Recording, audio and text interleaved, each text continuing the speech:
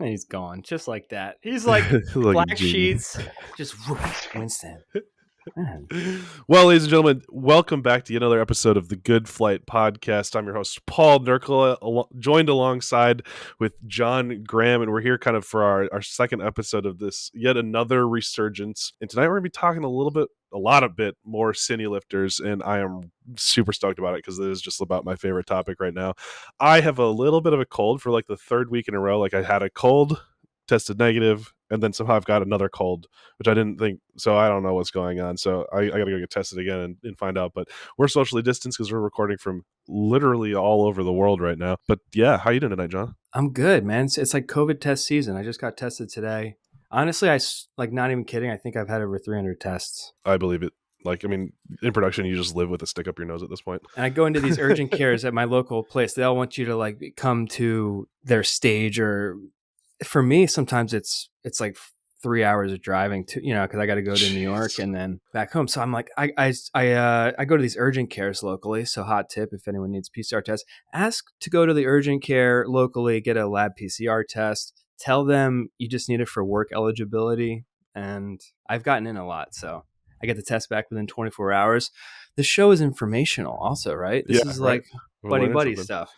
Not everybody knows where to get one of those for production. I would argue that talking about that stuff is not necessarily in the vein of good flights, and the Good Flight Podcast is here to be kind of a venue for talking through the behind the scenes, the stories of drones and FPV and production, and I mean whatever else we can think of to talk about. So if you have any ideas of what you want to see featured here, we're open to trying to explore how it could fit in, because it's just, we want to just give people the opportunity to come in to talk about what they're doing, how they're doing it, and all of that good stuff. So really excited that you guys are here. No politics, no medical advice, no law advice, stuff like that.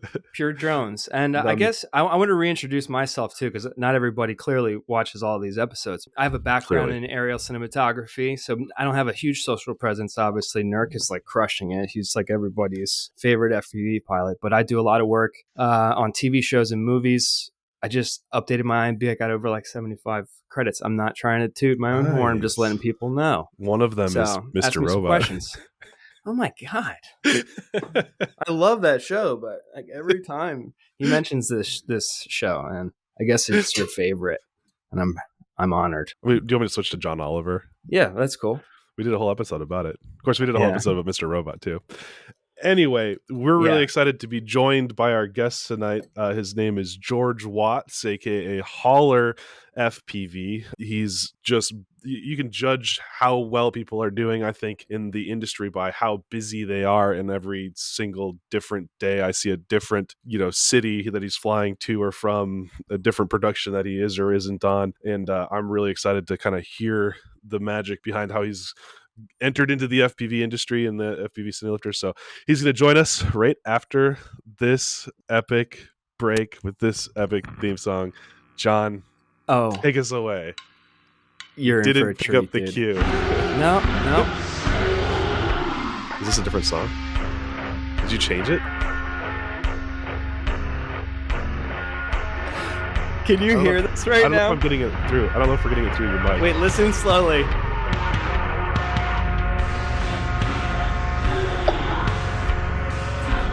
What is happening? Winston, can you hear this? I think is it coming through house?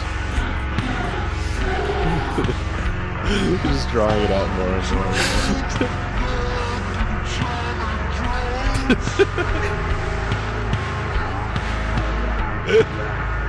What did you do?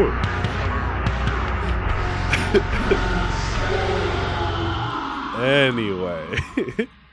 That's just how it came out. I swear to God, I didn't do anything to that, but it was so hilarious. I had to keep it because everyone's. That's what we say about you as a co-host. So hilarious, we had to keep him. Oh God, which I think is a compliment. I guess it was supposed to be backhanded, but it just ended up coming out nice. That came George, out. Welcome to the show. What's up? Welcome, George. That was an epic intro. I got a taste of it. I go hard every time that song comes on, and for some reason that just played back at like 4 times slower than normal. And I'm excited to talk with you as well. The cinelifter game so hot right now. I think we're going to get into that. We want to talk a little bit about your work. obviously your projects that you worked on, but the deep dive. It's like, let's find out why you like to fly drones. Got it. You look gorgeous. If you guys can't see, what we're seeing here, we're looking at a beautiful master's class lighting going on right here behind. Yeah, behind George is a fleet of mini quads. I think there's a cinelifter in like the silhouette shadows back mini there. V2 right there. Yeah, sick. Got a lot of Catalyst / Money Shot fanboys in the house. John's got a couple back there. I've got it's just out of iShot, but Paul's got all of the ones that haven't come out yet. No, George you have a wolf lifter, don't you?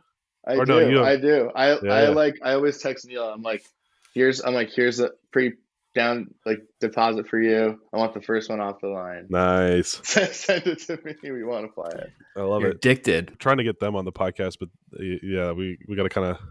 You guys should. It'd be awesome. So funny.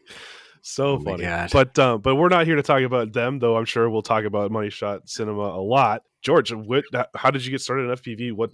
What brought you from what is your background? Where do you live? One of the things I'm excited about tonight is I don't know much about you. Yeah. And I think you've been one of those guys that have blown up in the FPV drone world a lot in the last year. But I don't think that was an accident. And I want to kind of unwrap how all of that has come to be. Totally. So who are you? Well, I'm in Boston right now. I just moved here 6 months ago. And before that, I was in Seattle for about 6 years. Okay, I thought I had Seattle for some reason. I thought that was something I was picking up. But yeah, okay, cool. Yeah, I was in Seattle for 6 years, and we were out there when the pandemic happened. Moved here 6 months ago. Still pandemic, I guess, right? I mean, everyone's getting Omicron virus right now. You said we. Are you married? Yeah, I'm married. I was married 2 years ago. Awesome. 2.5 years ago. Congratulations. Congrats. So you've been in quarantine the whole time you've been married? Yeah, we got married the summer before, that spring. So we were like, nice. We saw that.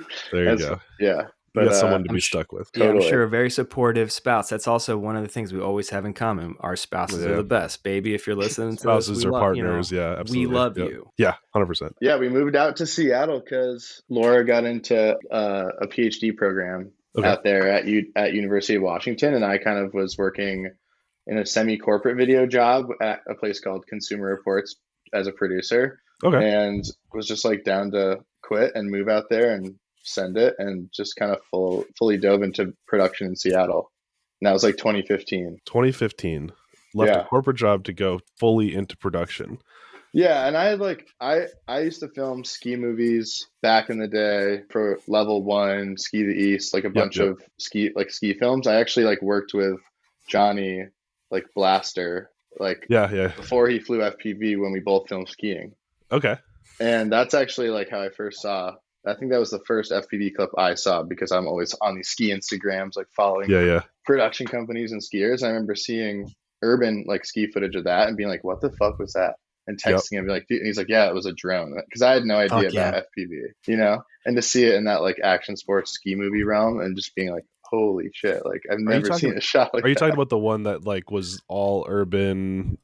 He released that after, but that's all from a movie. Oh, okay. That's all from a bigger film. God, I want to say it's called Less. Maybe it's not. But okay.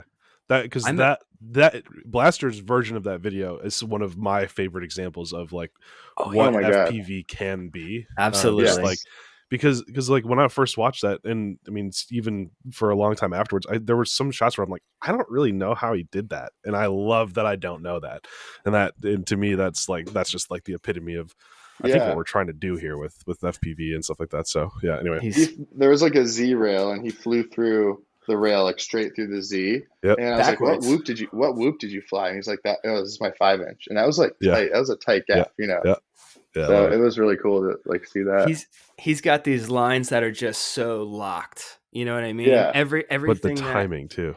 The timing and the composition, but it's so locked. And I've met him also kind of on a tangent. I met him years ago at one of the first New York Drone Film Festivals. We just sat next to each other in the audience and we just started talking. He's got lines that are just absolutely locked. Yeah. And that's something I try to do a lot, either camera operating or flying a drone, is just figure out the composition, lock it, and have the faith and just the smallest adjustments, I think. Totally. So that was what I did before Consumer Reports. Kind of settled down, got a job in Connecticut, where I'm from, working for Consumer Reports for 2 years, and then when that opportunity to go to Seattle came up because my wife's career, I had gone freelance, did the ski thing, was working for a company, and was like, you know what, like I'd love to just move to Seattle and like send it, and then moved there in September, started Holler that January, and then I've been doing Holler since. So it's about like 6 years old right now. Wow. What does sending it look like? What does that mean? Because that you see, like quitting your job, like fully quitting your job and moving across the country to Seattle, where you don't know anybody in production, and your wife is going to be, in school. So I've got to make it work to some extent too. Yeah, totally. Got to make some money at that point. Yeah, and and I had some connections like all around, but I remember just getting there and just like blasting, everybody, letting them know I was out there, like down to do whatever on set. And at that point, I was what's that hustle look like? How do you get a hold of people? How do you get kind of situated? Curious. Yeah, I just reached out to people I knew from Vermont and from the East Coast and was like, hey, I'm moving out to Seattle. If you guys have any connections to anyone out there, please let me know. And a guy in Vermont was just like, I don't know him personally, but I follow this guy on Instagram, and he does all this epic Columbia sportswear like stuff. And his name's Tyler Wilkinson Ray. He's like a Nat Geo, like kind of DP style guy you send him into any like element and he can shoot whatever. Love that. Put me on these Columbia sportswear directors of toughness shoots, which are pretty cool. Yeah. Basically flying around, like lugging cameras around and then shooting like B cam when it was appropriate, and it's like PAing a bunch. I've always like shot with a camera and stuff, so all that kind of work was, I'm just trying to like basically familiarize myself with the local crew, like get on whatever productions I can. But yeah, the Seattle film scene was cool. It was really small. Everyone knows each other. Pretty cool, like level of production, a lot of corporate stuff. I definitely liked it, but as someone trying to evolve into directing DP work, I was a little bit, you always like want to be at that.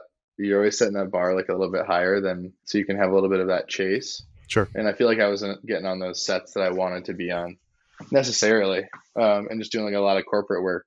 And then quarantine happened, and that's when I like kind of dove into FPV and tried to kind of switch gears, I guess, because work just like completely halted. Yeah. So if you don't mind if I say this back to you a little bit, like, so you're saying, move to Seattle, full send, not going to try to work in a corporate job anymore, but find your way onto sets, work as a PA, work as sounds like an AC to a degree. Yeah. And I guess maybe I'm playing down what I like. Yeah, I definitely did a little bit of PA work, but I'd say when I moved to Seattle, I was definitely like a camera operator at that point, but trying to get onto as many productions as I could for sure. And then I feel like it was like 3 or 4 years of just, deciding to like produce more, direct more. We had, only like we had one employee for a little bit doing like DP and editor work. Awesome. But yeah, just trying to like get bigger and like get those bigger clients, like working with agencies and stuff like that, and just like fully trying to like start a production company basically. Awesome. And then so kind of going through that whole process, and then you're finding that you're getting a lot of work in the corporate world, but then COVID hits, and now you don't have that consistent work from being able to go to an office and sit down with someone without a mask and get a branding video or a testimonial or whatever those sorts of things are. You decide to go. Were you flying drones at that point? Did you go straight to FPV? Like, what's the flew a Phantom at Consumer Reports, and then I left Consumer Reports and moved. I bought an Inspire 1 because at the time that was the best drone. We drove across the country, and like every cool place I was like flying it, and like I moved out to Seattle and like sold it pretty quickly because I just didn't fly it really. Sure. And and like after a year or two, I was just working with drone pilots, Inspire 2s or an Alta or whatever. Like, that was just like a separate entity of whatever I was trying to do. So you were the guy that hired the drone teams to come on, is what you're saying? Yeah, for sure. Exactly. Gotcha. And like I could fly a Mavic. I hope so. I mean, they fly themselves, even though they just crashed mine into a tree.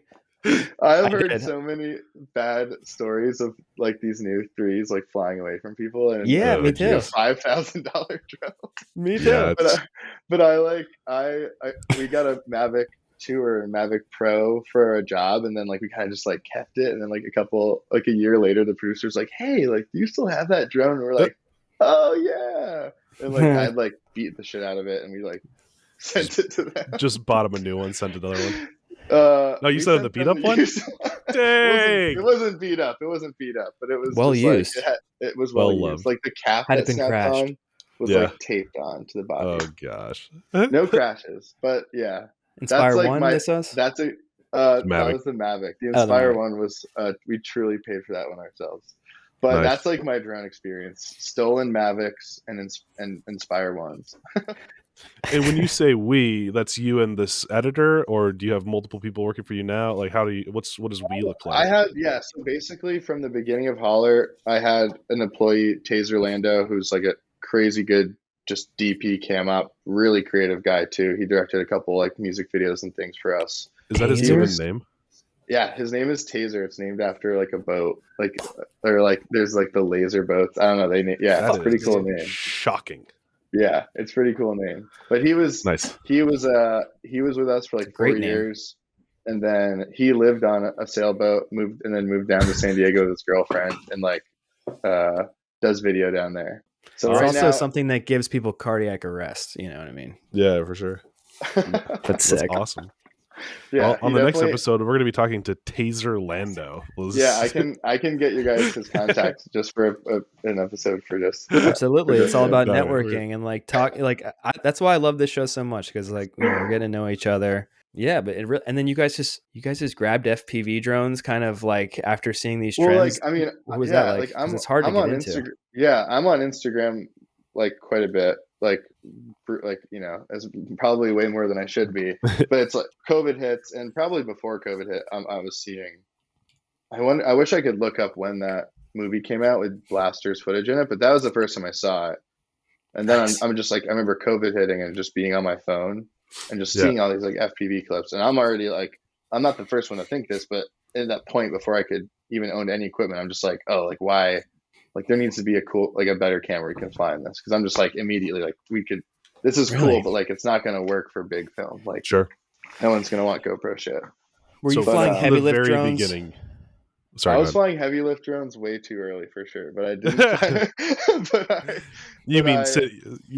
And just to clarify, you mean cinelifters, heavy lift drones? Yeah. I didn't. I mean, at the time that thought, I didn't even know the word cinelifter meant or know about any sort of drone that could do that. You know, it was more just like seeing GoPro at that point, shots. You're like, you saw GoPros, and you're like, that's cool, but it needs to be 10-bit 422 and 6K with 4,000 megabits. Yeah, okay. And how the fuck do I learn how to fly these things too? That was important too. So what'd you start with? That's pretty amazing. That thought right there, just to be like, that's a send it. You ask him what that means. I mean, that's send it. I feel like the like skateboarding films or like, you know, ski films are maybe one step out, but like action sports industry is always doing something cool. Like the second the Free Fly movie came out, like it was on some features, but like every snow sports movie was using it. Like skateboarders were using it. Like I feel like when I saw Blaster flying it, like, and just the way he was and this, like seeing it in skiing, I was just like so stoked to be able to just like, I wanted to come at it from a full camera standpoint. Like this is all about the shot, you know? Yep. But yeah, then literally I was like, all right, like I hit Johnny up and was like, hey, do you mind can you just send me like the most basic list of what I need to learn how to do this? And he was working with X-Hover at the time. So he sent me like the X-Hover bind and fly goggles, 5-inch blaster, and like the 2 battery, like the whole thing. Like it was literally the starter pack. And yeah, that was my first drone. It just like I remember, and then he was like, you also should download this simulator. And I just never downloaded it, and like just looked up all these other things and was like, went out to fly and just immediately crashed and went right back to my house and re-downloaded the simulator. I'm like, okay, I'm like going a little too fast right now.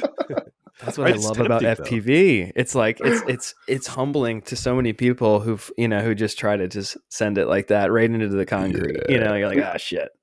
I have an AC that travels with me now, like from all the bigger jobs that I need him for. And he got on the simulator in San Fran last week for the first time after probably being on the road with me for almost a year. And he was like, holy shit, like this is so hard. I didn't realize how tricky this was. Yeah. And I'm just crazy. Like, land. It takes me back to like, I mean, when I started flying FPV, like, you know, there was no such thing as beta flight or clean flight. It was base flight for me, which is not even that far back. And like you could only build your own drone. There was no bind and fly available. And then it would, there was no like clear, like, here's how you build a drone. Like you just have to like figure it out. So like the first time I plug it in, I don't know if it's going to blow up. And then there's no simulators either. So it's like, oh my gosh, I would have saved so much money if I had simulators when I got started. Like back then everything broke too. Like literally like you would have your like FPV cameras. Like the only way to mount an FPV camera to your drone was like literally a rubber band. Like 3D printers weren't even really a thing when we started flying drones. Like it's insane. When did you start flying FPV? I started flying FPV Christmas of 2014. Sick. So like 2015 was my first year kind of really going after it. Santa got you a drone, yeah, right? My in-laws. Santa. It's a good story. Yeah. God, that's kind of crazy though. Even like that's not that long ago, and for you to be having done all the races and everything that you've done like in that's like not a long time either. It's cool. Yeah, for sure. I mean, yeah, it's not a long time, but it is. That's like OG. That's like the lifespan of, the community that's so quickly built around drones of all types is relatively, it's short. We've all, that's what we find out the backstories of people like us and like, George, we all kind of have something in common. It's kind of interesting. We all kind of chose to ascend it in one way or another. I think that's what's interesting about people in the drone business. Yeah. And I always feel like literally I'm like so blown away by the technology. And then I just think like 5 years from now, we're just going to be laughing at like, we're in this, what if you like the honeymoon phase of drone? Like we all think this is so cool right now, but it's just going to keep getting cooler. Oh, I'm past the honeymoon phase on drones now. Now it's like, why is this damn thing not working? Yeah. But so you picked up your blaster. You knew that the goal was going to be to switch to cinelifters down the road, or at least add that to the arsenal. Yeah. What, like, did you start going for gigs right away? Did you just start practicing? Like, what's the early stages of Holler FPV side of the business look like, and then how did you get to where you're to tease a little bit, working for the Sony Cine team and flying around red FX6s and everything like that. So what's the transition there? How did you go from never touched a drone to sending it? Definitely fly. Like I would go fly every day I could. I'd say that like that spring COVID hit, like in the early spring, I was just flying like as much as I possibly could. I'd have to look back and see, but living in Seattle and trying to learn how to fly FPV and then immediately being good enough where you're like, okay, now I'm going to get to going to those locations where I want to get those shots that I have in mind. Washington's a pretty sick place to do that because it's freaking beautiful. So I remember just driving, like, because my wife would be at work for 8 hours, or and I was just like drive all the way to the coast or go somewhere cool and just like fly, just try to get clips. Always, I'm someone where it definitely burns me half the time is always a step ahead where I want to like ahead of me in a bad way, I guess, where I'm probably like throwing my, like I probably didn't even know like how far I could fly my drone. I'm out off the coast trying to like get the shot that I want, but could lose it, at the time. Like I'm not educated enough to be doing a lot of that stuff. Like so FPV drones with FS6s on it, you know what I mean? Talking about. Like I have a drone that was lightly conformal coated, and this is probably like in the midst of me still learning. And I was at this crazy, like I hiked 90 minutes out to the coast in Oregon where I knew this waterfall would be like crashing into the ocean and it would be like waves and cool. And it was like raining too and like stormy. I was like, oh, this is dark. Like got the drone that's like kind of conformal coated, and I flew it out there and I was trying to do this like dive down the waterfall and then surf the waves, and it was raining. And I just dived the waterfall and I see a little splash and I like punch out and then just goes black. Oh no. And I'm like, I'm at the bottom of the ocean. Like, oh my gosh. And I take my goggles off like for any sort of line of sight visual. And then I'm like, and it's probably been 30 seconds. And I just put my goggles back on and it's just like a mile in the sky, and I just see whole coast. Are you? And I was like, me? oh my god! I was like, kill the bat. It's like 18.5 volts. Oh kill the throttle, and I'm just flying like, and I'm in the middle of nowhere, and I'm just like trying to basically just with like throttles killed and just putt this thing a little bit and like crash land it near me. And I'm just watching go like 18.5, 18, 17, 16, and then I just like crash into the middle of the jungle. Because it's not jungle, but rainforest out there. Yeah. Thick thick, a mile offshore. And I was like, well, I'm going home empty-handed tonight. So you didn't come back? It did not come back. No, it was far away. It was like gonna be dark, and there's all these backpackers going out there. I was like, hey, I crashed a drone up here. It was like, here's my card. I'll send you $200. You can keep the drone. Just give me that GoPro back. Yeah, it's still out there. Probably it's got a GoPro. It's got a Hero 8 on there too. What do you have the DVR from that, or did you have DVR? I think like classic like goggle card was full and just take note. Yeah, you don't even have something to post the memory or anything. I don't. But that's my only drone loss to date. So, but that was pretty sad. And then I hiked up hour and a half back and drove 4 hours. We've all been there. That's awesome. But yeah, back to what you're saying, just flying a lot, honestly, just flying as much as I could. And I was getting no jobs. Like the film industry we were working a little bit at a higher level of like 10 to 20 people sets, 5 people sets at minimum. And there was just none of that. And we did, I remote directed some stuff and, did a little bit of local work with crazy testing and mask regulations and the whole set a camera up and then walk out the room and record from your phone. And what? Oh man. Yeah, we even like remote, like, it was crazy. Like and it was, a little bit here and there. I was like delivering food on Caviar, like whenever I could too, just to like, I was not making enough money like to pay rent either. So doing whatever you got to do. Seattle's expensive and your girl's in school. Yeah. You gotta, for sure. That's tricky. So you initially got your drone from Blaster, you saw the video and you started flying every day to get as good with it as you can. Work is still slow from COVID. What do you what's the first gig? How do you find your first gig? What does that look like? And then how'd it go? I'm curious. I think like having worked in film and just having some good connections in the film industry, I knew I didn't want to put myself or offer that as a service until I felt pretty confident, I think I'd say. That's smart.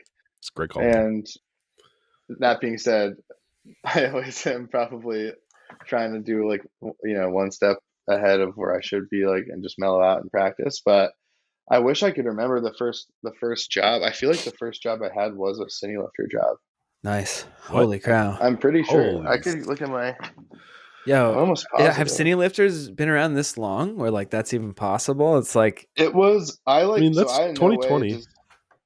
Sorry. That's amazing. I in no way like designed the decoy in any sense, but Daniel over the cover, like I started talking to them. Yep. Mm-hmm. And I had one of the first like my like or Stormtrooper Komodos just because I was like on that shit. Like I was trying to get one of those to fly it. And, I think I got like number 115 Stormtrooper. Yeah. That's there you go. That's pretty good. But that's I don't know. I bought it secondhand.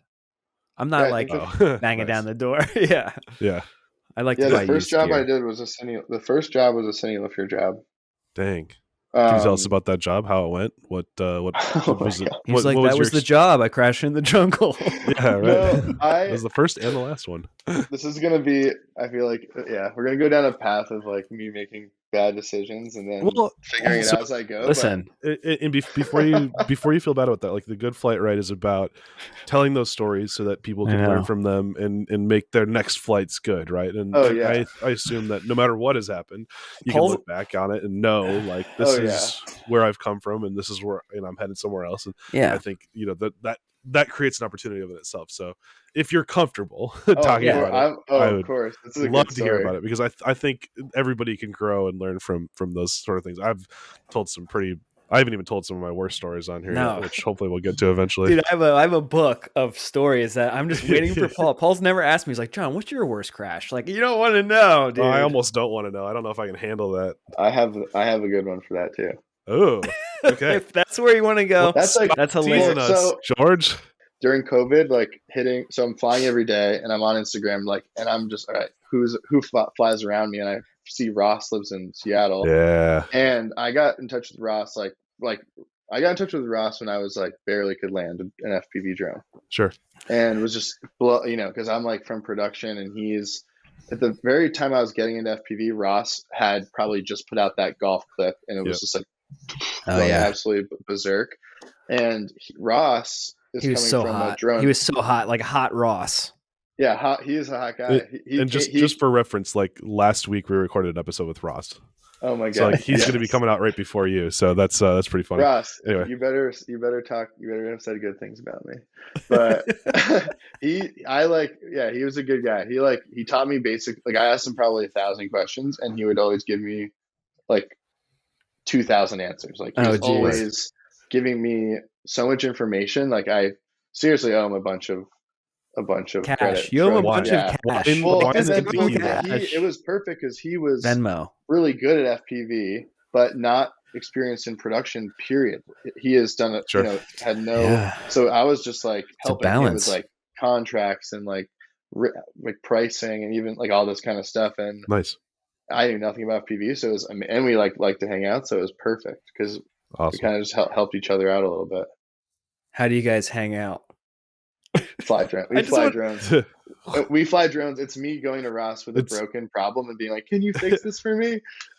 It's he goes to Ross with a broken problem. They go sit in the van together, and drink tequila, and then go. Yeah. Well, no, fly and then drink tequila. But yeah, that's how I assume it goes. But he was a huge part about that, and I can't remember where I was going before. Or I just wanted to mention that part about just like learning, because I feel like through that process he was. And it was COVID, so like no one was doing anything. We're like, you want to go just meet up at this park, and we would wear masks and be distanced, and that's how we met, just like flying in parks. And I'm like barely able to do anything on a drone. Incredible. And you seem to be a really fast learner, honestly. Even like you're mentioning like you say you have like little experience with drones. The fact that you even know what conformal coding is, or like some of these terms, you seem like a very fast learner, dude. Well, if it helps, like I wanted to like fly in water, so like I'm coming. I feel like so many I'm coming from that different angle where someone might be like, "Oh, what can I use this conformal coding for?" Where I'm like, I want to get this shot in the rain. Yeah.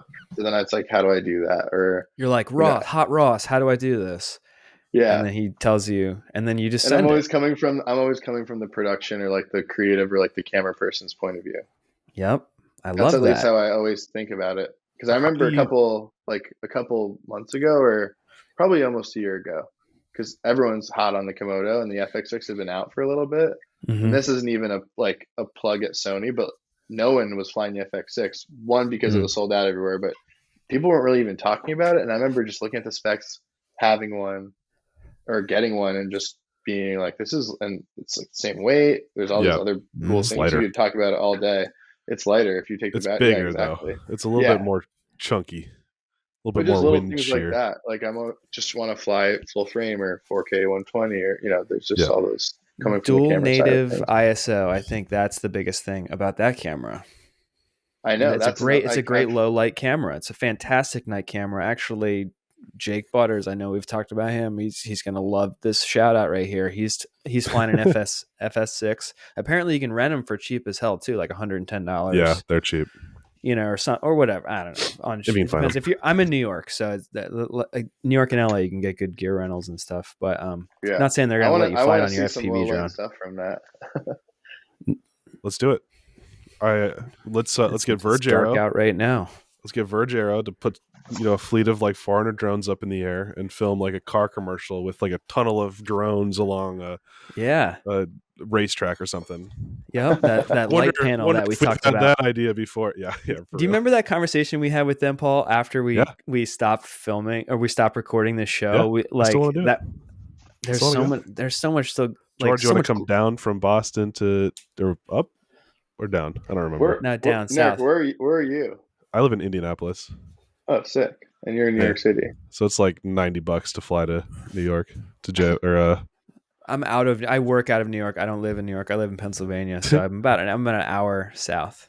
Okay, nice. The city's crazy. There's a lot of cool stuff, drone stuff happening on the East Coast. Like we got Holler up in Boston. We got freaking welcome BFD / Free Fly. We've got Verge. We've got Monster.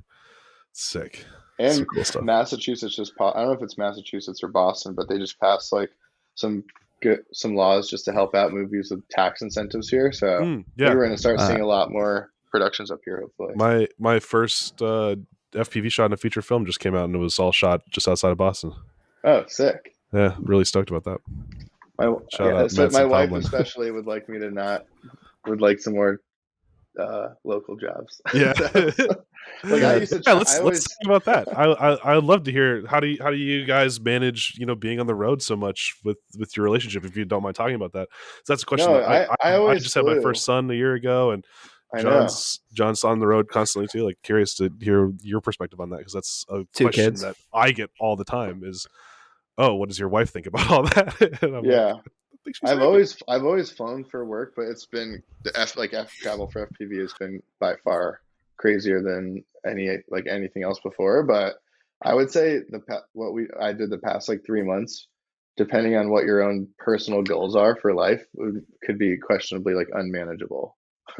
I see. If you wanted to have, like, if I had a kid right now, like I wouldn't. We'd have to have a full time. Like someone have to be watching full time. A full time dad. Laura is like a fully, employed scientist, 40 plus hours a week, like just as committed to her career as me. So it's pretty tough. So I'm like, if I want to have kids, I don't know if I can travel this much. Yeah, but it's hard. But yeah, like the classic, just like with Holler, I had other people, traveling for me and shooting stuff and editing, and kind of like moving more into a position of where I would just use a post house for all our posts or do this. I'm already like working with some pilots that are actually flying on Holler productions now.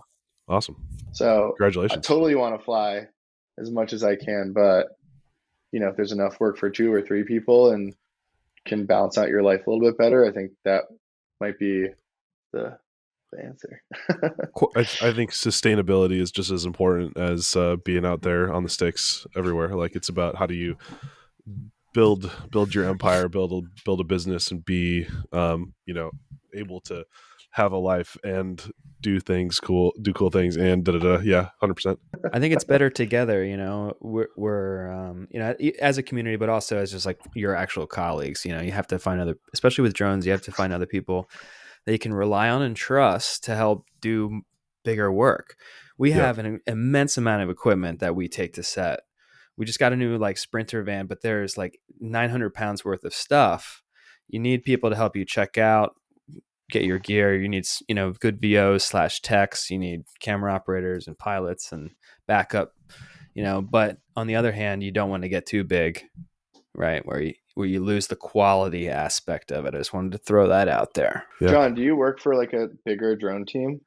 So I can give you the road quick gist, because this might bring up an interesting, or you might know of these guys. So I first got started, I live in Pennsylvania, but I was doing small business production, very small, and some really exciting YouTube work before I got into production. And that wasn't until I went to Brooklyn and started working for one of the busiest drone cinema companies in the country, Arobo. So I don't know if you guys know of them, but they were in Brooklyn, and since they were so busy, they hired people all over the country. We were, the company was probably doing like 15 jobs a week, at some points. Holy crap. Yeah. And they ranged from TV shows to live sports coverage, all types of stuff. And we were flying mainly the DJI ecosystem with some heavy lift work. So I worked there for about 2 years. And then we now started a company called Flying Monster out of New York. And the parent company is a crane and remote head business, which are already, they have like 30 cranes. And I was trying to rent a crane a couple of months ago in Long Island. We have a 75-foot Super Techno, which you can rent. It comes in its own tractor trailer. Woo!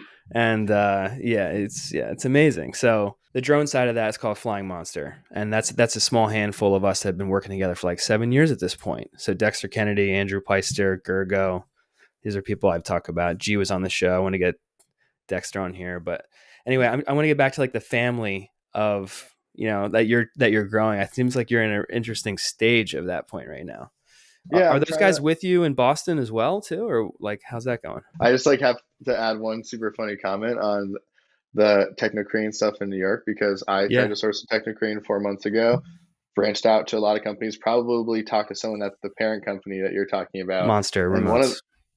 That sounds super familiar. I definitely did. And then I talked to another guy who was super old, like Mon Pa almost vibe, and he was like, I'll get you an invoice. And he texts me an invoice, but it's a handwritten note. And it's like operator, the 2 people, labor, Technicrane, the day rate, and it was like literally a quote handwritten like on a notepad. And I was like, this is sick. That's like my favorite part about production is like we'd be at a camera. That crane is gonna show up no matter what. Yeah, like, exactly. I would definitely like if somebody texted me a handwritten note, like an old mom and pop person, I would like bet my life that thing is gonna show up. Like there's no doubt. Yeah, you might want to hire that person, Paul. Go ahead. Have fun. I love like the old like camera house guys that like you walk in there and you're like 25-year-old DP and they're just gonna like grill you, give you shit, and like smoke cigarettes in your face. Like I used to love like meeting characters in LA rental houses and stuff. So many characters. Sounds scary. It's like drones are turning into that slowly but surely. Here we go. So George, so like continue this journey for us, man. Yeah, so just some like getting into FPV. My first FPV job is a cinelifter job, and by then I had been flying a ton of GoPro, ton of 5-inch. It's still pretty, we're in the thick of COVID, so I'm just following mountain bikers and doing like I mountain bike a lot, so I had a bunch of friends that were pretty good. So basically, was chasing them through the woods, doing whatever I could, right, flying over just like every day trying to shoot. I get the decoy from X-Hover, I get my Komodo from Red, and I'm all geared up. Get on this job for Harley Davidson in Chicago. Yep. I'm doing the money. I'm pulling out my wallet out here because it's just like we're just buying what we need, and I get a bunch of 5100 I was supposed to say batteries, and you got chargers, you got backups. Yeah, and I'm like 3 days out, and I'm just like, because I always fly with my V mounts locally. I'm like, wait a second, like I've never flown with these kind of batteries. I'm like looking it up, and I'm like, holy shit, like I can't fly with this 6S 5100 mAh battery. And I also, this was like on the plane. You're talking about on the plane, not on the drone. Yeah, and this is like 3 days out. I bet you most V mounts aren't even allowed technically on planes. No, I got pulled off a plane for having a V mount in my bag. They pulled me off the flight to LA. I use the 90. If you can have a 98 watt hour below, they usually will let you. And I literally am like, holy shit. And if I were to leave it to the day I've traveled out there, and they wouldn't let me on the plane, I threw this whole job out the window. So I just packed up my van that night and literally started driving to Chicago just straight from Seattle. I drove from Seattle 37 hours, 38 hours, and it was I left there, so I drove all day, slept in my van. I have like a Sprinter van, not as cool as Ross's, but a sleeper van, production van. And then I'm getting there on the second day, which it's an overnight shoot, so I'm arriving at 4 p.m. to an 8 p.m. call time after driving all overnight after hours. Okay. God.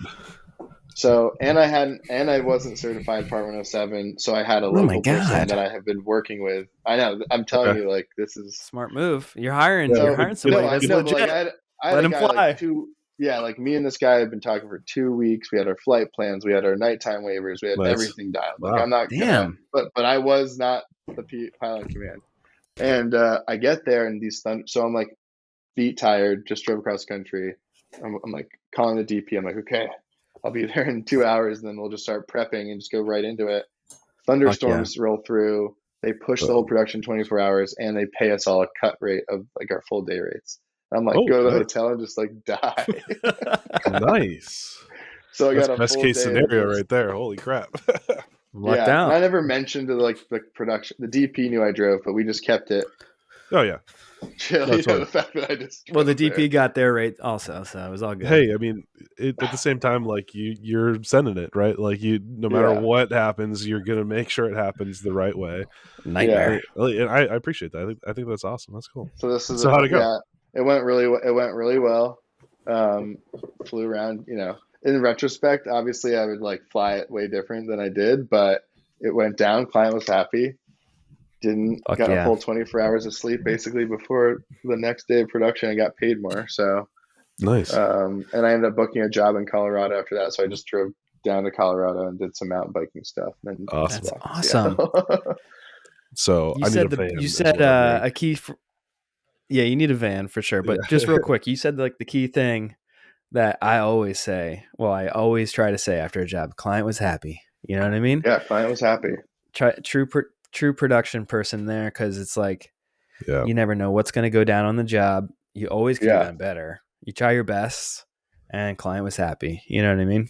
And I think everything other than being like the best pilot at that point was probably my, I was checking all the boxes, but still super, super beginning, as far as my piloting goes. Like looking back on that shoot was definitely, I wish I could go fly it again, but that was so long ago.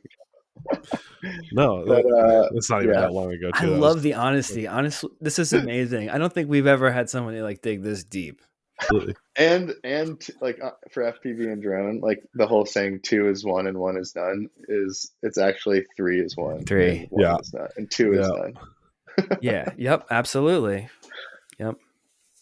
I was kind of I went out of range with like a 7-inch build and a GoPro, and had everything on standby, a second one just to go up because we were doing this scene with horses and a guy on a motorcycle. Yep. And I put the drone down.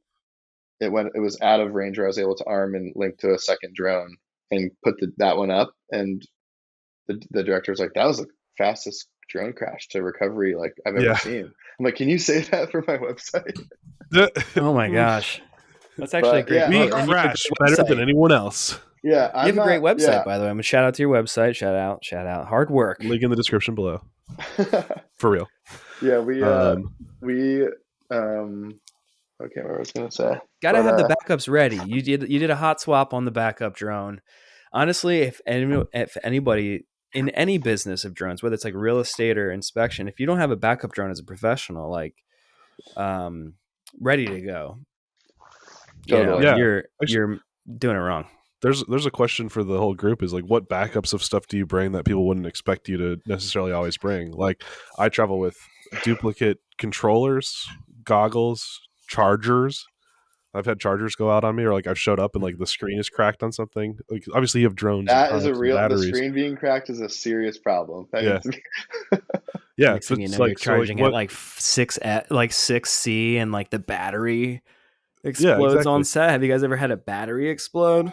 Not on set. Not on set. I have. Well, yeah, I guess technically not on a set, but on a racetrack. Yeah. Oh yeah. Racetracks all the time. Yeah. The battery was on the actual. That's in the story of worst FPV crash in history for me. I had a charging fire at a racetrack. Damn. Jeez. Were you using a that wasn't good. Yes. Or no? Yeah, Joshua Bardwell, top of the line. I feel like that's one thing. Like as I was transitioning or learning FPV, I was always just like, I'm coming from V mounts, just like clunk, right? And it sounds like you guys too, like and bigger production with drone, like bigger drone production stuff. Everything I just bought my first V mount the other week. Oh my god, that's the thing, fellas.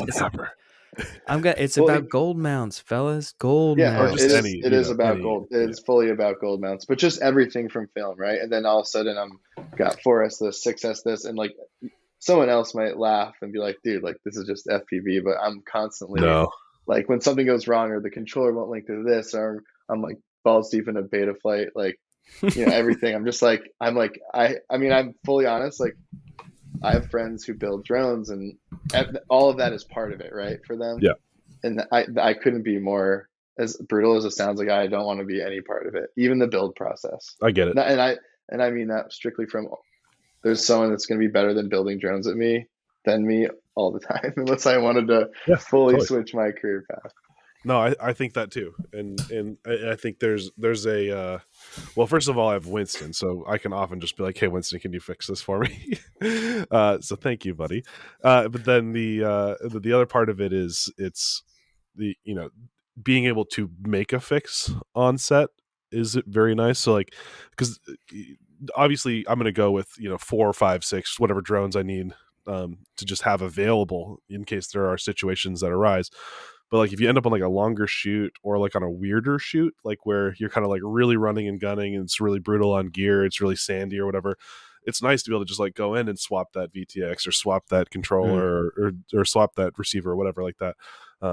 So that's kind of my biggest, apart from entertainment and YouTube stuff, I like to build drones for that. But like for my own professional career, I like to be able to do it for those kind of situations where you're in, you're back in the hotel and it's 4 a.m. and you're just trying to make sure everything is buttoned up as well as it can. But yeah, I couldn't agree more. And I think I mean, people will always like they'll message me or I ask like, what if you need to fix something or what? It's just like always just have a backup. Like I would never suggest you're not unless you absolutely have to. Like you're not soldering a drone you brought the night before a shoot or something. No. You got two more. Yeah, I will. If I break one, I will switch to the or even like something is slightly weird, like not even broken. Like it's like, oh, there was just like a slight twitch or something like that. Next one, put the next one in, and I might work on that one later, but not because I have to. It's because I want to just troubleshoot it and just have it available as that backup again. If that makes troubleshooting. sense. Yeah. I think you made like being able to troubleshoot the stuff and the knowledge to do that. I think being able to build a drone is the only way you gain that knowledge. Several drones, for that matter. You go through the process and the tuner or the hardware build, so you can actually you have to experience the problems to know how to troubleshoot it. But troubleshooting, yeah, that's huge. Otherwise, if you don't know how to troubleshoot, you're just like buy a whole nother kit when you can just replace. It makes more sense to replace the component that's failing.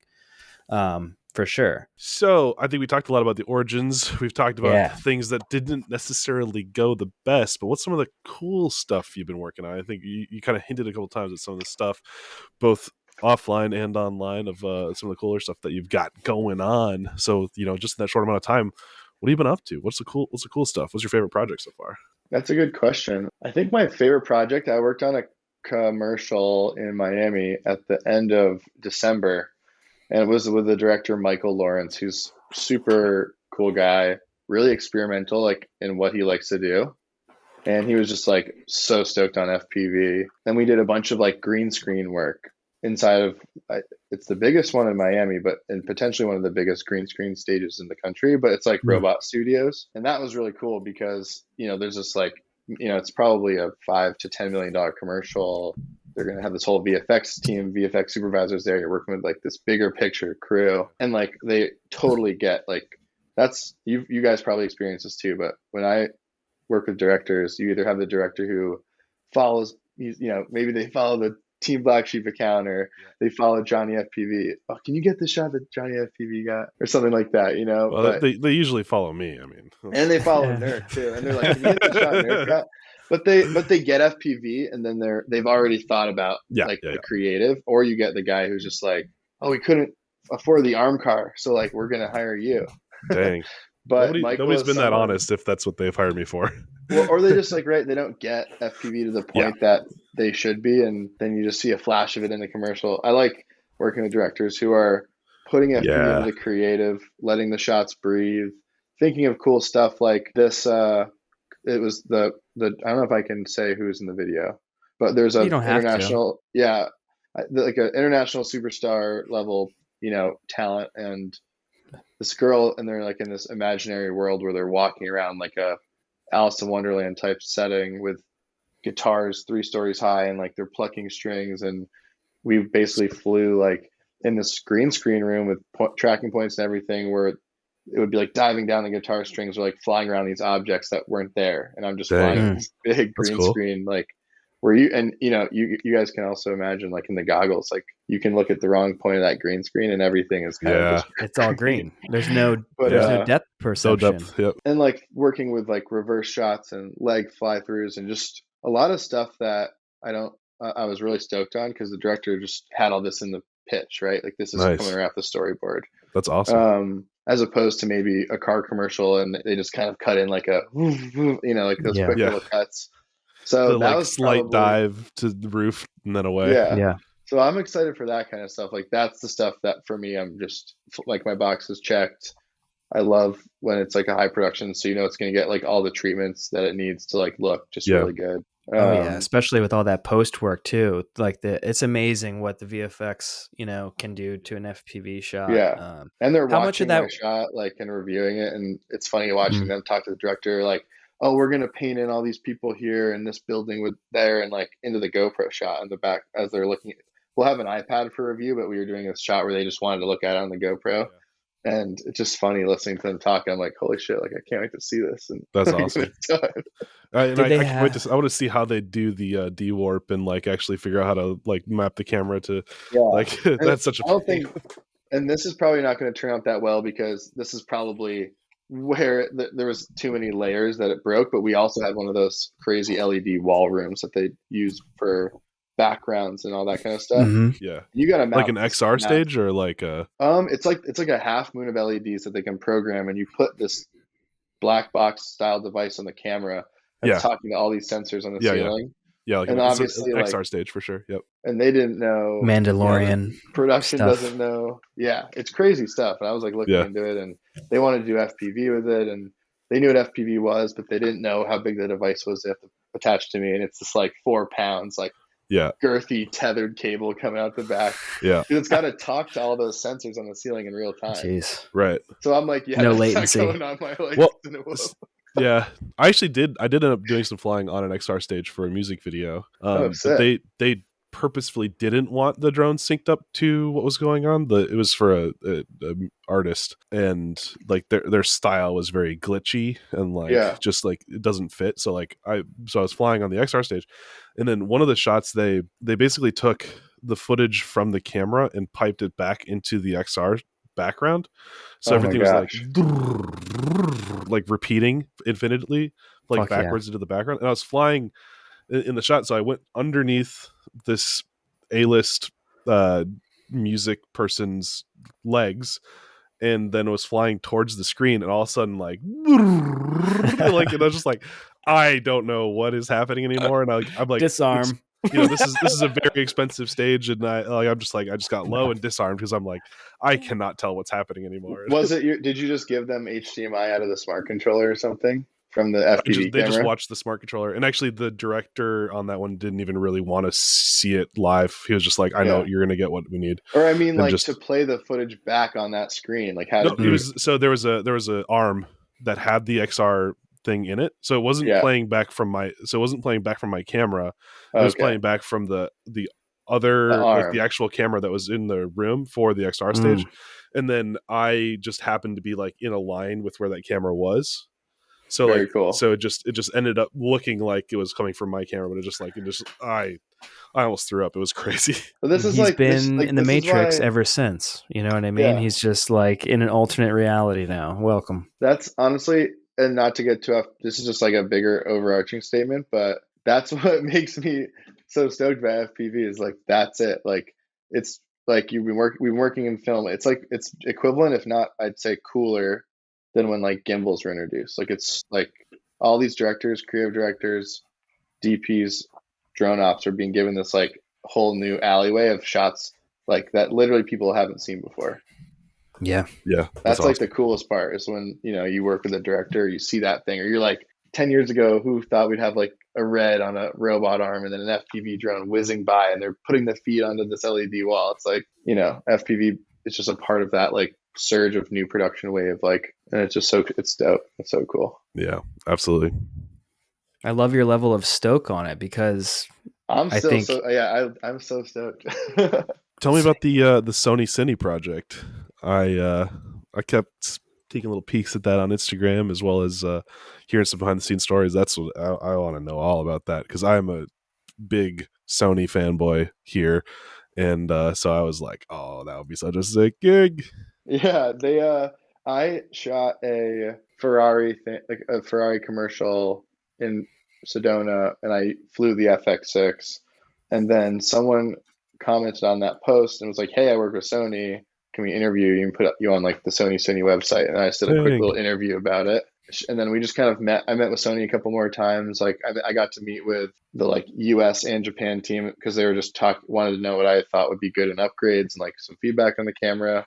That was really awesome. I'm just giving like FPV centric feedback. Yeah, for sure. And then as like a cam op DP, there was a bunch of other feedback I had for them too. But there's so many things about it from the FPV, but like they're not gonna. It's so specific. It's such a small market. I always, I mentioned to them we have Holler as well, and if they ever wanted us to produce something, and for the FX6, we'd love to, because we are on productions like every month flying it. And I'm not pro either Komodo FX6, but I like to give DPs and directors the like lay of the land, because I've just broken loosely down the FX6 for directors without trying to like butter it up, and they've just switched on their own will, being like, oh, like I want that over the Komodo, and then I end up flying the FX6, just to like let them know what the capabilities are. I'm really connected with Burton and just the outdoor sports industry in general. But I was going out to Saas-Fee, Switzerland to shoot the Burton team and just fly FX6 and hang out with some riders. And I kind of just threw it back at Sony and was like, hey, I'm already out here. Do you want us to shoot a commercial style BTS kind of piece of like us working with Burton? And I just wanted to show off, like, you know, we're up on a glacier, like 11,000 feet, 10,000 feet up on this glacier. We're in Switzerland, like we're with pro snowboarders. It was like perfect. You know, everyone going off the lip of every jump is doing like a double cork and with the Alps in the background. That is like you're describing exactly my dream gig. Like that is the coolest freaking thing. And Switzerland drone laws are hella chill. But there's sick. And a quick, like, from a very non-technical guy, I very obviously needed to figure out a way to get batteries over there. And I had enough time where I could have shipped something, but like COVID, international shipping, batteries, different countries. I was like, I got to find something. So I hit up Neil. Neil and I talked back and forth. And we found these like 6,000 mAh high voltage red lines made by Jen's Tattoo. They're like meant for RC cars, and they have the leads plug out. So those are like right under, they're 4S. Or sorry.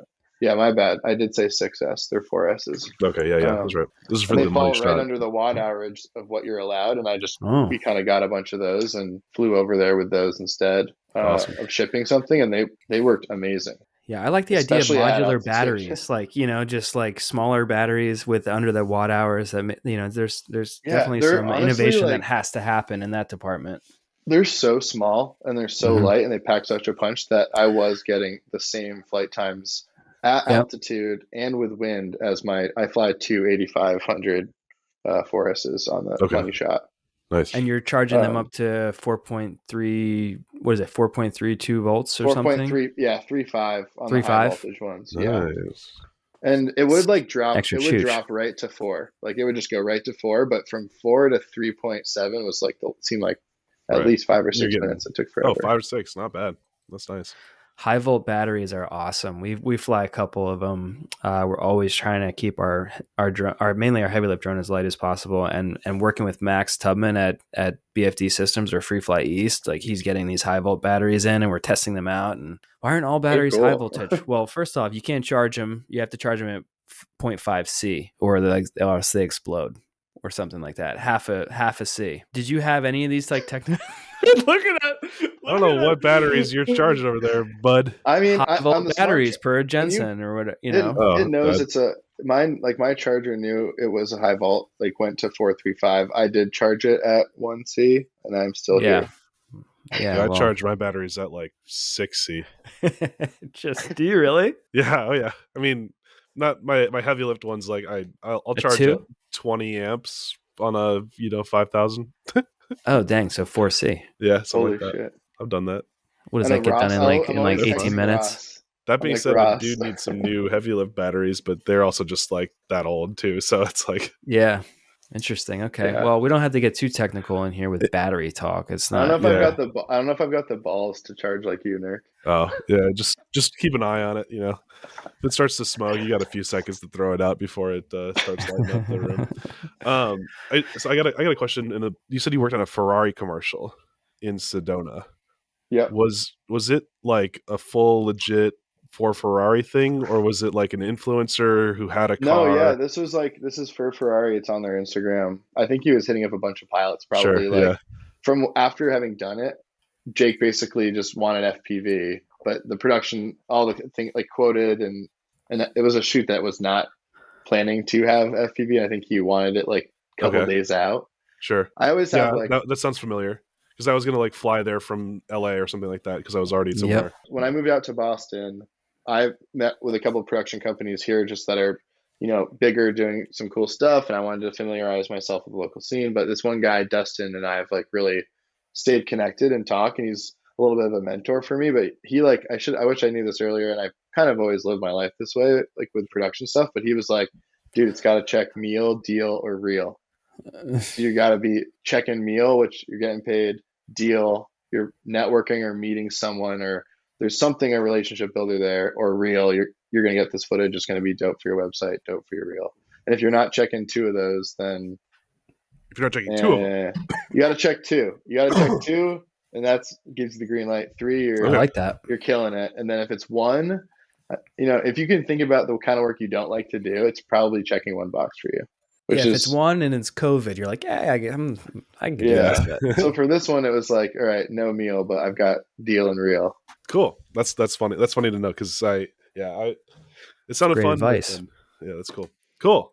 And I've been working in I still am I'm actively while I'm doing all this FPV stuff, I directed two of the biggest campaigns I've ever done in my director career this past year. So I'm kind of bankrolling my FPV addiction. I'm fully a director in film. And slowly transition right now when I'm telling people is I'll take what comes to me from the DP director realm, but I have all my cards are in FPV right now. I'm fully ready to not direct or DP or produce anymore. Really?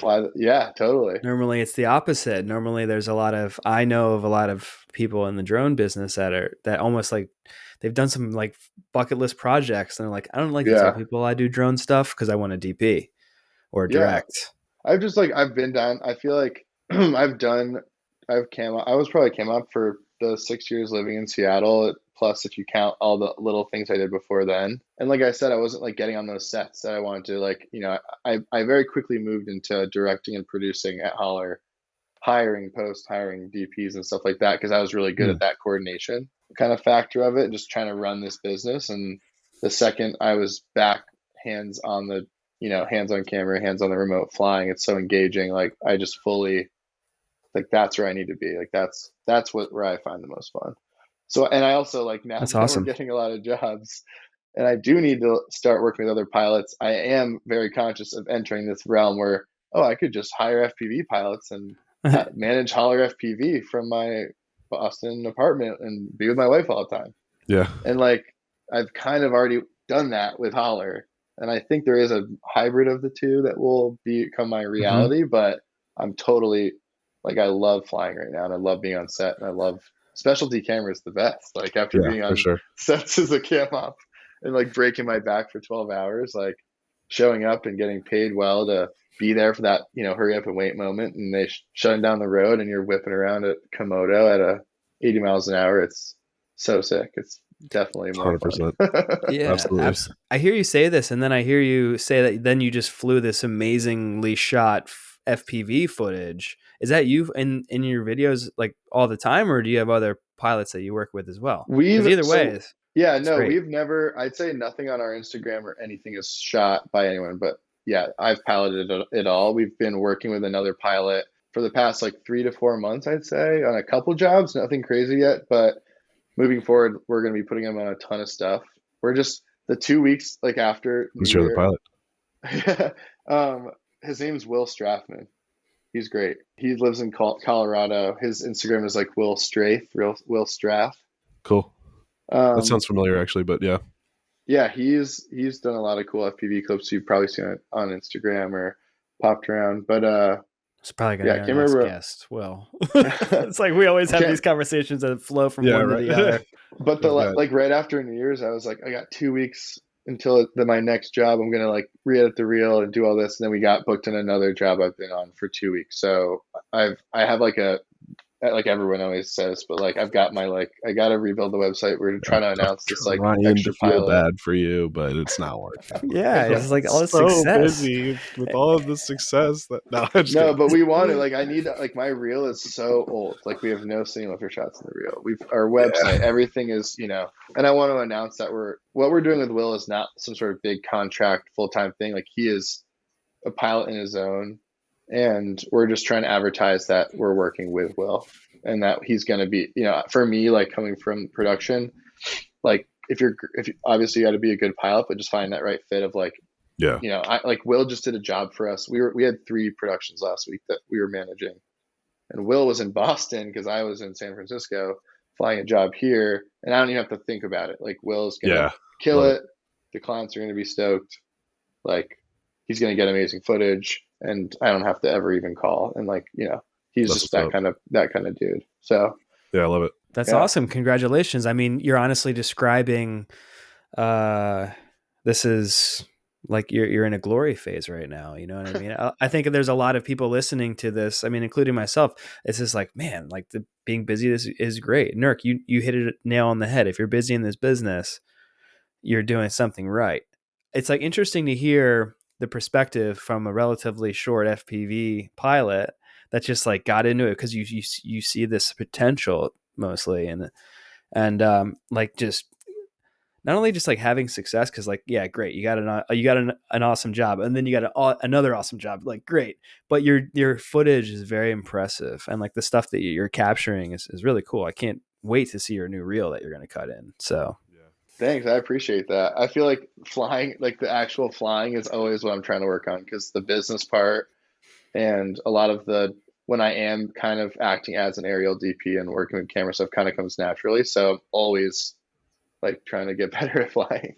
That's kind of where I'm always trying. I mean, we all are, obviously, but well, I do have a couple more questions that I want to run by you. Is I think first of all, you have this experience as a producer and as a DP and as a director and all of these things. How has being on that side of that camera influenced the types of shots that you get on the sticks now? What kind of advice or techniques have you gleaned that you could share from having that experience now being on the sticks of a drone? I think I'm always coming from, as far as visually and creatively, I'm always coming from a cinematic or like a simple standpoint. I'm always like, what is the motivation of the shot? And I'm always trying to come from that creative realm, and sometimes bring like more technical flying into it, but always just trying to think about that. Like sometimes it doesn't need to be fast. Or we did the shot with a pro snowboarder, Danny Davis, that we got while we were in South Bay for Sony, but it was on a GoPro,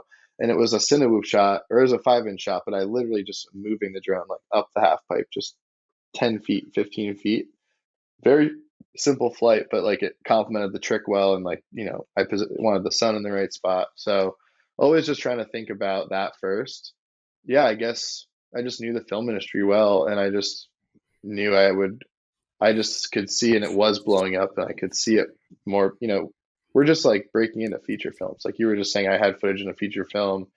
Johnny FPV has got the Red Notice stuff up on YouTube, and that's getting us good publicity. Like there's going to be that's nothing. Like we're just scraping the feature film. Like we're like that's one of my big goals for 2022 is to get on a feature, but we're all going to be on features a lot, I think, in the next 2 years, because I'm excited to hear that. You always see like Michael Bay or someone, like he always will test the new tech, and then all the other action movies want it, and then you'll finally get these other directors and other non-action movies or whatever, some stuff where they might see it appropriate too. And then I think it's just gonna, just like an arm. I always like say we're gonna be like an arm car, like we're going to be kind of that same like level. There's probably hundreds and hundreds of arm car companies in the world, and right now there's probably I've tried to like think about this, like how many pilots in the world are flying cinelifters on sets now. It's like probably below like 50 to maybe 100, like on like, but like I think that number is going up every day. So yeah, definitely. You had this background in production, and then you decided, I'm not as interested in doing that part of the business, and you're going full beans on FPV. So you see a future in that for not just for yourself, but for the industry overall. What does the next year of FPV and then into the next 5 years of FPV look like from your perspective? What do you see as like the way that industry is going? Yeah, I think it's going to get, I mean, you're already seeing like pilots are popping up. Like even when I was like started flying 2 years ago, I think I started flying a year and a half ago. Like that was still, congrats, dude. That's amazing. Popping up. He's like, actually, it was 3 weeks ago. No, I'm just kidding. Well, I mean, I think a lot of like, I mean, I am kind of, I'm not like an Instagram influencer. Like you see all these influencers with DJI FPV or this, and like, it's coming. I totally see where FPV comes from, like hobbyists and people that are out there to fly FPV, and we're just coming into their realm like, fuck you, we want to fly Reds and just like make movies. Like we don't give a crap about freestyle. Like, does it have autofocus? Like, can it shoot 4K? And like we're like couldn't be different. And I think it's just so cool. Like we're coming from this realm of, I mean, I don't even know the like first person view, like RCA planes and stuff like that. So yeah, 100%. there's definitely different layers of, the love, the passion for FPV, for hobbyist drones, for all types of drones, for airplanes. Yeah. But, we have some layers in common here, which is like really interesting. Yeah. I mean, people are going to come into this business at different paces. It sounds like George, you're always been incredibly driven to like level up, Yeah. And you seems like you really kind of lean on technology to help you do that, invest in like the latest tech to help you achieve this shot, and you find the right people to provide you with that technology. That's not easy by any means. Connecting with Catalyst Machine Works to build you the best FPV drone in the world is a great start. Somehow you got on the Good Flight podcast, and I'm like, couldn't be happier for you. I'm just kidding, but he's the first person that has requested to be on the Good Flight podcast. Like, I have messages from like, I don't know how long ago, but he was like, "Hey, you should bring me on. We need to have a chat." And I'm like, "Absolutely." Yeah. And then I think that was right when we kind of died the last time. And I recognize my video has gone weird for those of you watching. We'll fix that in a second. But yeah, no, that's how he got on. He was like, "Hey, need to be on there," and he made a good case in point. It's been an awesome episode, so thanks for reaching out, George. Yeah, totally. I just want to kind of wrap up I guess the point I was trying to make was this can inspire people listening just now, maybe for the first time, who haven't flown, and let this be the motivation you need to invest some money into some good tech that is going to help you create what you want. If you have a vision in your mind and you think an FPV drone, or any drone for that matter, can help you achieve that, like, just do it. Like, it obviously takes an investment in your time as well, because like this, clearly, like, George has, like, he said he's been flying every day. Like, he's not kidding. Like, in order to get the confidence and the experience, and in a short amount of time, you must fly every day, and I think that's pretty cool. So it shows you what you can do. It's amazing. I luckily did have, not that COVID was a lucky thing, but I did have a lot of free time. Everyone's stuff got thrown in their heads, but I was directing commercials, full-time video, making pretty good money, to like delivering food, working at my buddy's brewery, and flying drones in the park by myself.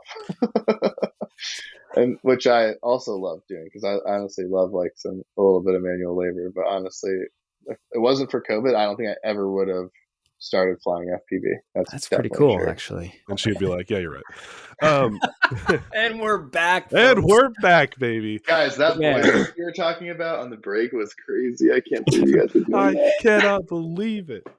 Do we have commercials yet for this show? Because what that happens? would be like right after we come back. Actually. But so if you want to sponsor the podcast, just let me know. We'll hook you up.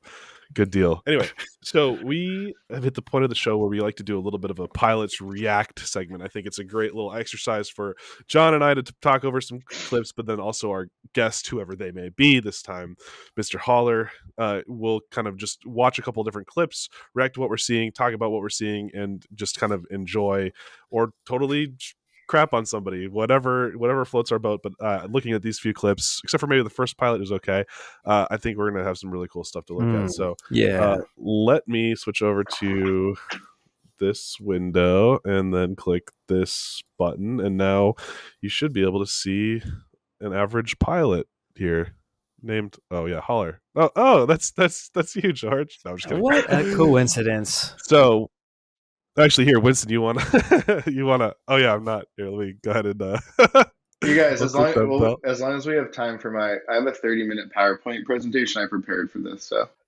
you did? We've already been going for 2 hours. We need to make sure there's a 30-minute chunk that's I can't tell clear. if you're joking or not. No, I don't think he is, because this guy is a great salesman. He's selling me as a true talent somehow, some way. And I think he does that with with PowerPoint presentations. I think he has one ready. Yeah, there's 100 pages. It's 30 minutes. 100 slides. You can do 100 slides in 30 minutes. I would actually be really genuinely impressed if you could do that. We got Winston, our FPV clip sommelier. Winston, what do we got here?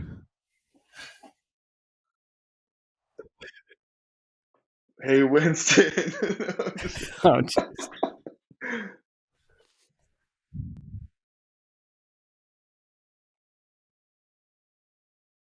You killed that leaf.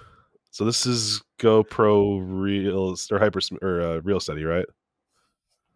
Yeah, this is Real Steady. I also like the sound design for this was really funny. Is there had music my on like this one? no, I think it's just I actually don't know what that is. Is that on YouTube? This is YouTube. Somebody already ripped it off, and like they're like, oh, it is. I just sound designed all these clips. The first shot when I fly through that like little bird's nest thing, I'm like, I had my H4n recorder in my little like office, and my wife walks in. I'm just like next to our plant, like slapping the plant. I love it. Talking about that. Yeah, that's like, what are you doing? Recorded. What are you doing, dude? I like the energy of this clip, though. Holy crap! Like that was so fast and speedy, and like in one of the things that John and I always end up talking about is you go from like these wide to tights, and that's definitely what we're getting a lot of here. Is like you kind of like have that's the start of that shot. And I think we're talking about. Yeah, all this stuff is just like friends too. Like none of this is paid commercial work, and that's during like that's what I learned how to fly. Is I would just go out with my friends, and it's like okay. So we just switched to a cinelifter here. It looks like. So you're friends with a bunch of like extreme, these guys are like they look like professional riders. I mean, this isn't like just like your like brother-in-law getting. This must be Seattle, right? Yeah, these guys. Yeah, but there are so many talented Seattle and Bellingham, Washington mountain bikers. But these guys, these are guys just friends of mine that I ride with. I'm not nearly as good as them. But I like the close proximity shot there. Yeah, that was like, and I love like for a bunch of like that stuff was 24 frames a second, and I put it in the cinematic or the not narrow, but whatever's not wide, linear mode, and then I put like the hyper smooth on just lightly, so you get because we wanted to keep that like raw feel instead of hyper smooth. Yeah. I love the shot right there. You had this beautiful shot of the scenery, and the mountain biker just like comes in like right over the shoulder. Like, that's just really cool. Yeah. Tell me about that shot. Like, did you say like, just don't hit the drone? How was the timing there? That was the hardest part. He's so fast. He's so fast. And like, honestly, I bet you I was just coming in low. And I think he ducked under the drone and like saw it and just kind of went right underneath it. But I was flying like a Cine whoop for that shot. This is all awesome. Yeah, the stuff that we were chasing, like the unstabilized stuff in the woods too. The dirt, like the mount, like that was actually for a mountain bike spot, and the director was just like, "Oh, like I want it to feel like a cougar is like chasing, mountain bikes chasing something through the woods." So I was like, definitely not Real Steady. But you do bring up a good point. I think it's on the website, regardless of whether or not you're using Real Steady or whatever, like the deciding the settings that you have on the camera in that moment is tricky, right? Because you're like, do I shoot this linear? Do I shoot this, with 4 Real Steady? Do I shoot it 4 hyper smooth? Do I, not want any stabilization after all? And then like sometimes with stabilization, you have motion blur that can get in the way of stabilization looking good. So you want to have it shot with, no stabilization so that the motion blur just looks natural out of camera. Like there's a lot of decisions that have to happen to get something to look this good. And you did an awesome job here.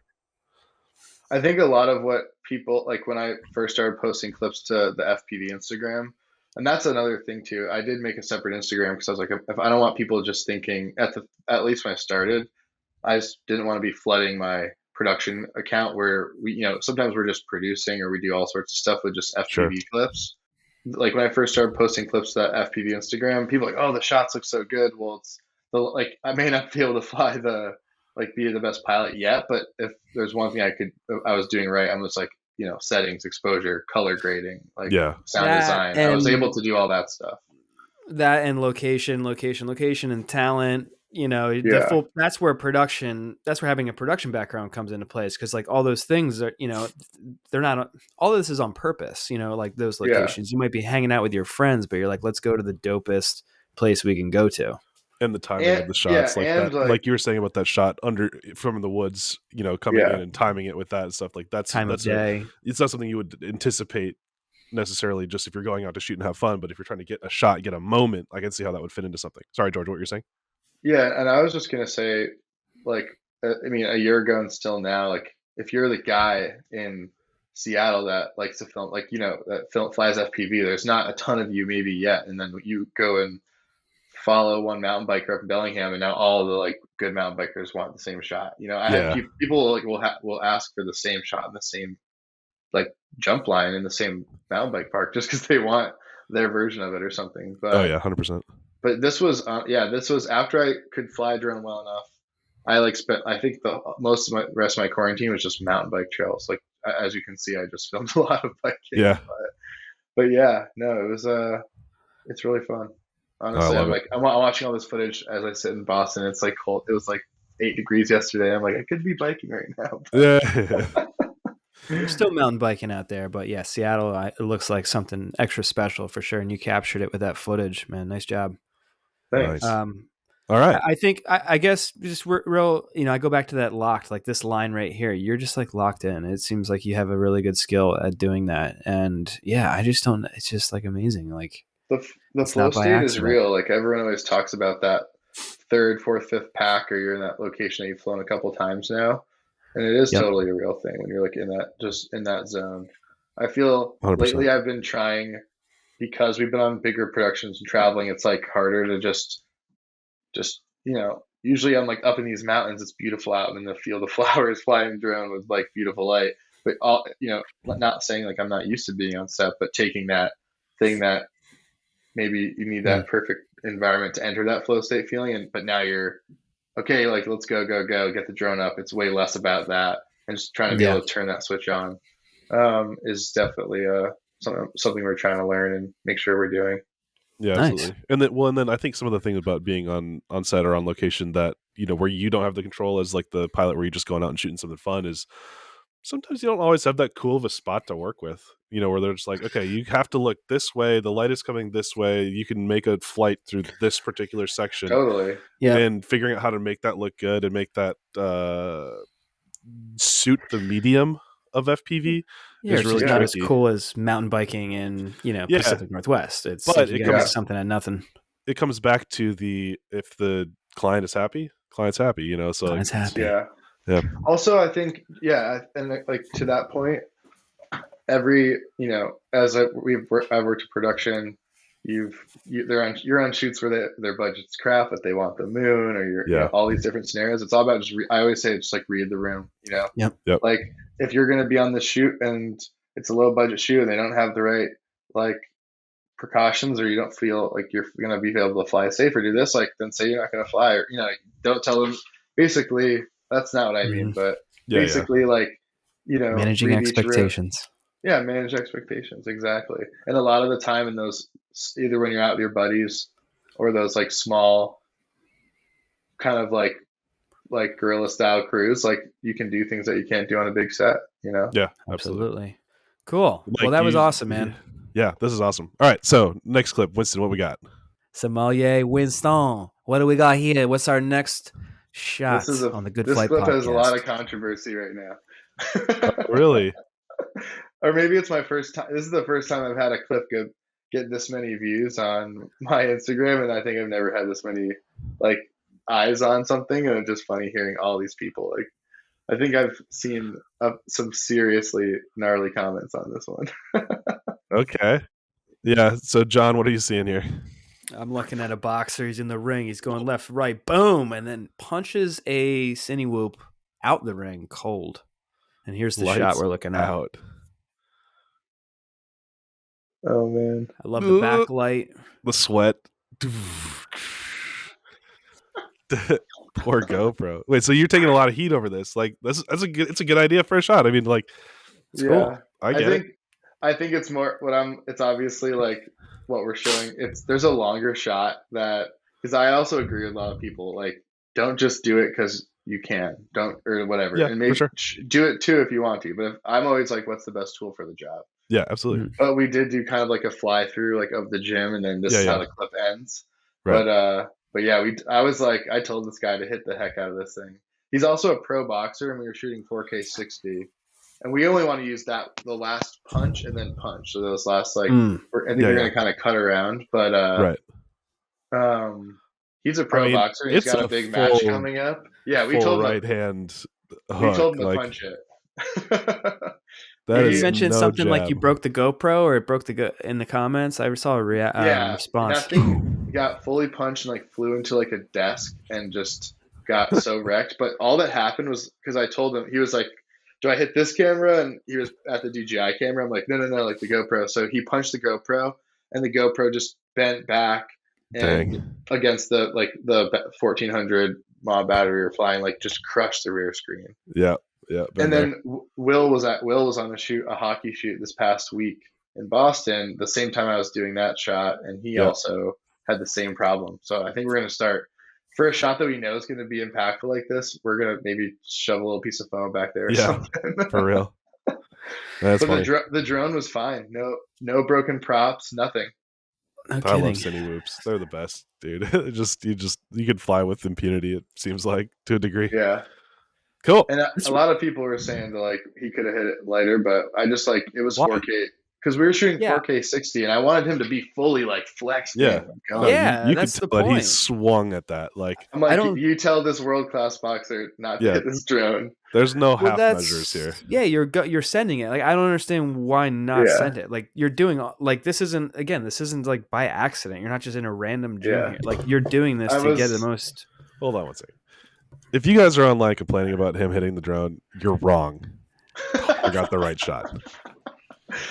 Yeah, honestly, the guy was hysterical. I was like, I might float around. I'm gonna hover like the best I can, but I want you to do this, and hit it. He's like, dude. He's like, I hit people for a living. Like, I got you. I'm gonna hit your drone just fine. I'm knock the shit out of this thing, dude. He's like, I want you to try to not get hit. Well, he walks away kind of in the BTS clip too. Like right after he hits it, like kind of feeling a little tough. And I'm like, all right. Yeah. He's like, I got. I love drone. the BTS. Yeah, of course. I actually didn't see that angle. The BTS is the best part, dude. It is the best. If you guys get the audio in there, the sound it makes when it hits the desk is pretty excruciating. Oh, that's cool. What kind of lights were those in the back? Are those HMEs or are those LEDs? They were running aperture 600D and 300D Mark II. Nice. Sick. And you had two of them there, and you obviously had some atmosphere going on. You fogged the shit out of that place. I love the fog. Some haze. Yeah, fog. Yeah, we got to do it. So we shot a oneer.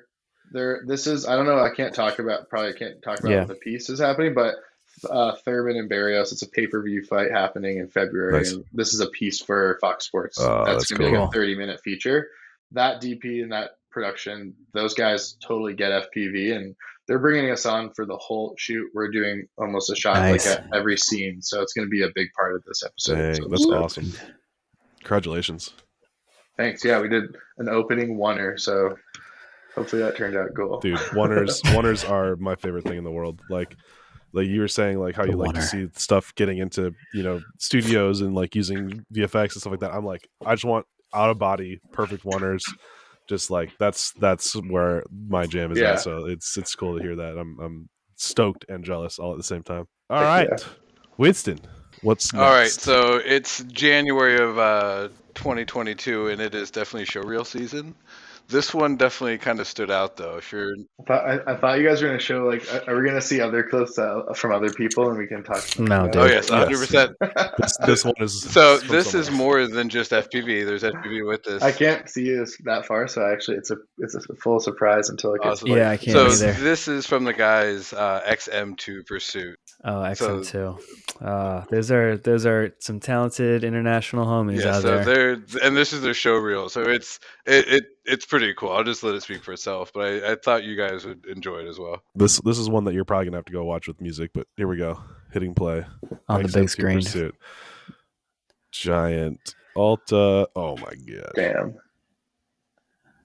We're in versus. Oh my gosh! Nice. There's I can't even keep up. There's an F-35, a Super Saver. Is this a film? Is this like an aerial reel? It's a show reel in general. Yeah. Wow. It's XM2's aerial reel. So XM2 they do Star Wars. That's they a great do shot. Bond, or they do a little bit of Bond. They do Mission Impossible. They do Pirates of the Caribbean. Like it's like everything. Damn. And if I needed they do a lot of air to air. They do a lot of air to air as well, because this is. I mean, you can tell that's in this reel as well. It's a lot of they build their own XM2 rigs. They fly shot over, as you just saw. They have a cool reel.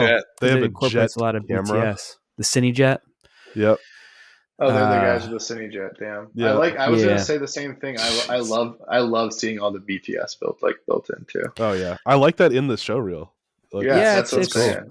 Pretty cool. Obviously, it takes a lot of effort to do that as well, because they're treating that like an actual shoot, right? And their BTS shot. Is like on a full. I was a BTS like DP for a Kia commercial that was in Seattle. That was like they had everything you could think of and like 3 cameras, and I was just there with my red Gemini, just like there to shoot everything. That was so when you watch the big commercials and you're like, how do they get this? It's like on some of those jobs they just bring a guy just to do exactly that. That's what I do with Winston. Just he's with a Top Sony A7 Mark III, not a red Gemini. They put me in a chase cop car. Hammerhead array. Sorry, I'm just like geeking out about all the different. You're all good. I'm kind there of was I gotta say it. I gotta jump in because they just I think this is the only rig in the world that flies the Movi XL. They had a drone on there in the clip. They had a custom, like I've seen a picture with it before, but it's flying the Movi XL, the largest like remote head gimbal, technically is a gimbal like in the world. I've teched the Movi XL. We have one at Monster Remotes, and I've put a like a 46-pound camera build in that gimbal and flew it on a crane. Jeez. Not on a drone. Yeah. And they're flying on one of the big drones. Yeah, I was gonna say maybe it's hard to tell. Like, I think it's hard to tell like the drone size. Watching it, it looks like to me. I'm just thinking Mobi Pro and like Alta or something. But no, they have lots of different types of toys. As you say, 200-pound drones. Mm-hmm. Yeah.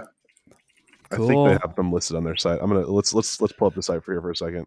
So they have the Jet Cam, which is a shot over attached to a what's the jet plane? It's like it just doesn't even say. It's some custom 400 miles an hour, inverted flight, 1,000 miles, can film up to 18,000 feet. This is true like FPV. Now that I am like a drone pilot and flying FPV, every time you see like the helicopter rig or all that, you're just like, it's like what we do, but way cooler. Yeah, exactly. 1, 2, 3, 4 Cine helicopters, and then we're into pictured planes. There's a F-86 Sabre, a Lockheed P-38 Lightning.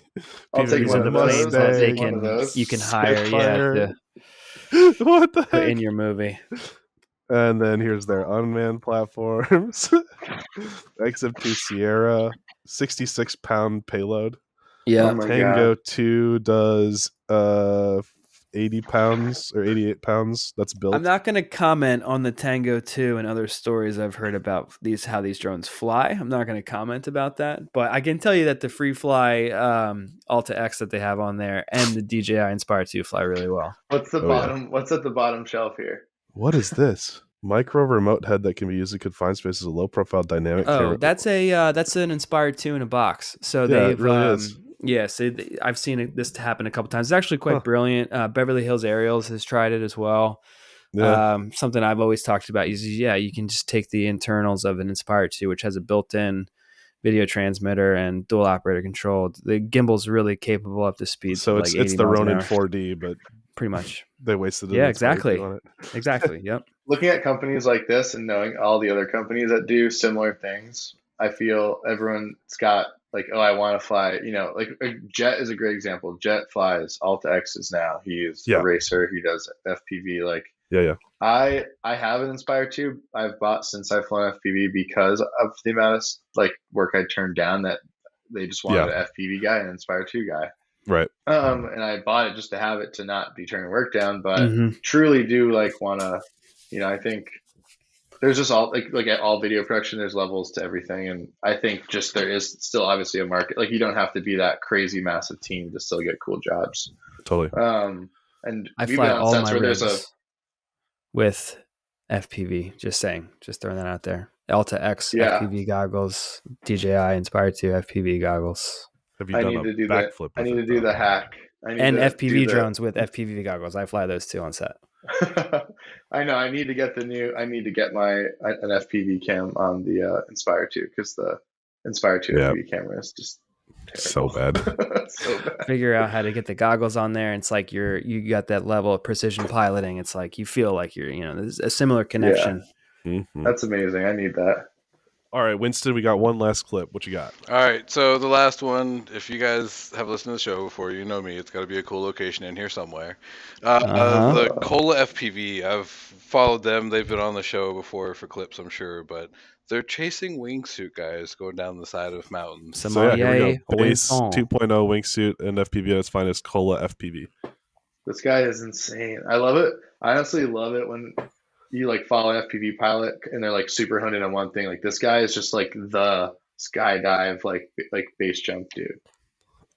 At least, or wingsuit up there too. I guess a wingsuit okay, guy. Yeah, so it's being flown with a 6-inch mini quad on analog. It says in the description.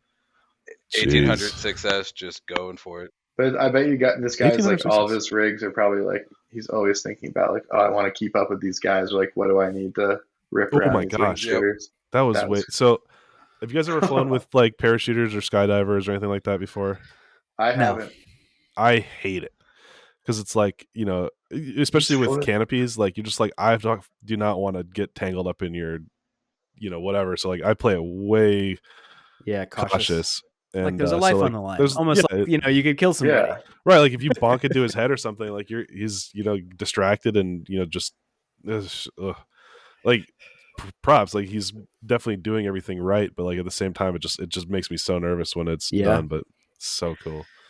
I want to go to this spot. Really like cool. This is the wingsuiting spot in Switzerland, I think. I want to go here so bad. These are like right out of Mission Impossible. You know, these look like something you would see in you know, because of that proximity. But you're right; it's like it's not worth someone's life at the end of the day. You're gonna these like when you watch Mission, next time you watch Mission Impossible, you're gonna see one of these shots. That's what you're saying. Well, it's like, yeah. The one thing, like, and I'm not like a goody two shoes kind of person, but it is funny. Like FPV is fully just because it is so manual and rogue, and nothing's going to keep you on the ground like DJI, where it's like you can't fly here. Like FPV has shown me so many pilots who are just like, as someone who does know regulations and everything, just get so reckless. Yeah. And to each their own, you know, like that's a really epic shot. Each the rules. No, I totally agree. Like, but it's just crazy. You see some shit where you're like, whoa, like. Are you seeing that right here? No, I'm not seeing that here. Yeah. Okay. No. If you were just kind of coming off the cuff, or if you were seeing something here, but totally not. Yeah, this is all good. The speed of some of that work is incredibly fast. Yeah. I mean, we're 110 miles an hour, just like ripping on these batteries, keeping up with these guys. Yeah, it's on the States though, so it doesn't have to be 99. No, I'm just kidding. Is it like negative camera tilt or what? Think he's going? You think he's going like 110? The wingsuits are going pretty quick. Some of the work where he was, you know, I think you can probably go slower, probably around like 70, 80 miles an hour. But so a couple of these clips, they're ripping through. What camera angle do you think he's at? That's a good. I feel like you couldn't fly negative tilt because of how fucking fast they're going. I would say it's probably pretty high. I'd say it's up in the 45, 50, and he's just like just straight vertical. Maxing. Yeah. Because like a lot of them are looking down. Like you're never looking at the horizon. Like okay, well, there's an example. So like you're looking down at the ground there. And he's probably like at a 50-degree tilt, and he's like full throttle, so he's still like aimed at the ground. Yeah, so it's I'd say it's pretty low, and then when they're all like hovering and going as slow as possible, he's looking straight up at them. So I wonder if this is all pure FPV footage, or if there's other wingsuit, helmet, GoPro POV stuff in here as well. I think because it's Cola's like I feel like I've watched these before, and it probably would be. But you know what I mean? Like, what's the best tool for the job? A lot of these are edited in quick clips. Like, if I was a filmmaker, I was like, okay, well, if I want the upskirt wingsuit shot, like, I'm just gonna put him with one of his buddies that's right next to him. That's always been my argument too. But like that shot, you can't do. I feel like it's because he starts the flight too like that, and then he's obviously just going to chase. And at that point, it's like now I maybe am pigeoned into like a shot that the chase guy could get, but I'm flying FPV, so I'm still, you know. Those are honestly my.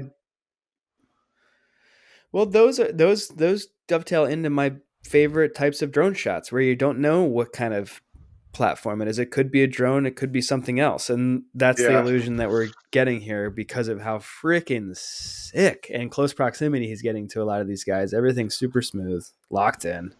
So what I think you could do to elevate this, or maybe like an idea would be to create some sort of cool one take with it.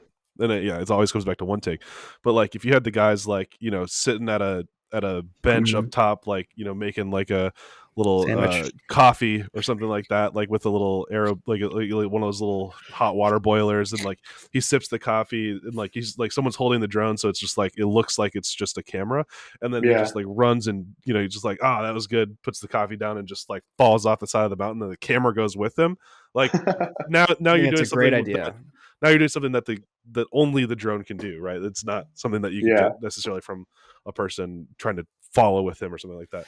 That's storytelling. That's why you down to the ground. Yeah. That's why that's why you're the best, Paul. It's like great idea. Jesus.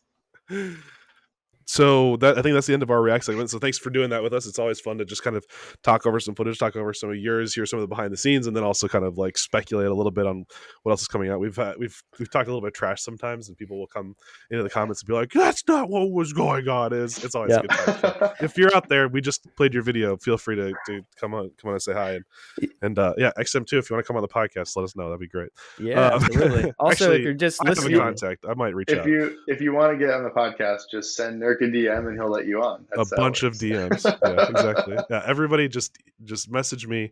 Just be sure to like and subscribe first. Yeah, but if you are just listening, obviously we have all this stuff is on YouTube. If you're wondering, well, how the hell can I watch it? I'm in my car driving 85 miles an hour. Yeah, just go on to nurk.tv and check this episode out of the Good Flight Podcast. Yeah, Apple Podcasts and Spotify and everywhere you get your podcasts. So I think we're starting to kind of wind down. Is there any other good flights, good stories that you want to talk about, Mr. George, Mr. Holler FPV? I'm trying to think of anything. There is one more job that we just did that would be cool just to talk about, the shot we did. But sure, please. What you got? I'm trying to think of anything else, but so I've got this guy in Seattle, Jay. His Instagram is Jaddy FPV, but he's a Pacific Northwest guy, and he actually builds all of our drones other than Catalyst machines. So if it's not the money shot, he's building and tuning all of our stuff.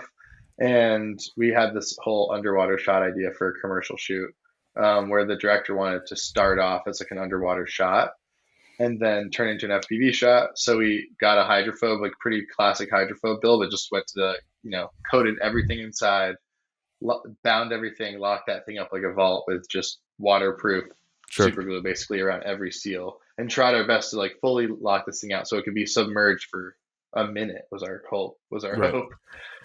Just because of production, and it's always going to take longer. But we got this shot basically where we have an operator on a ducted 5-inch frame with 4-inch props and the Stan FPV ducts, opping underwater, like in a pool, getting an underwater shot with a GoPro 10, and then basically lifting it out, arming it, letting the goggles sink back up, and then taking off into an FPV shot.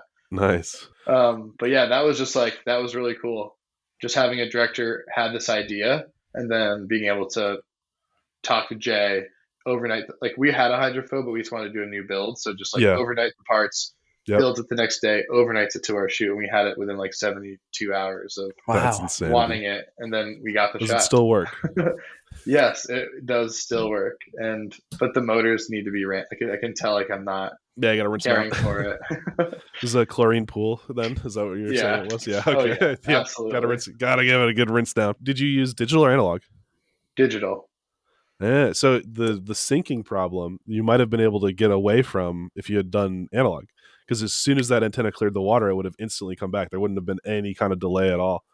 Yeah, it did. So it would the goggles would go away right when the drone came out of the water. Yeah, so we actually kept it instantly, and then we kept the drone.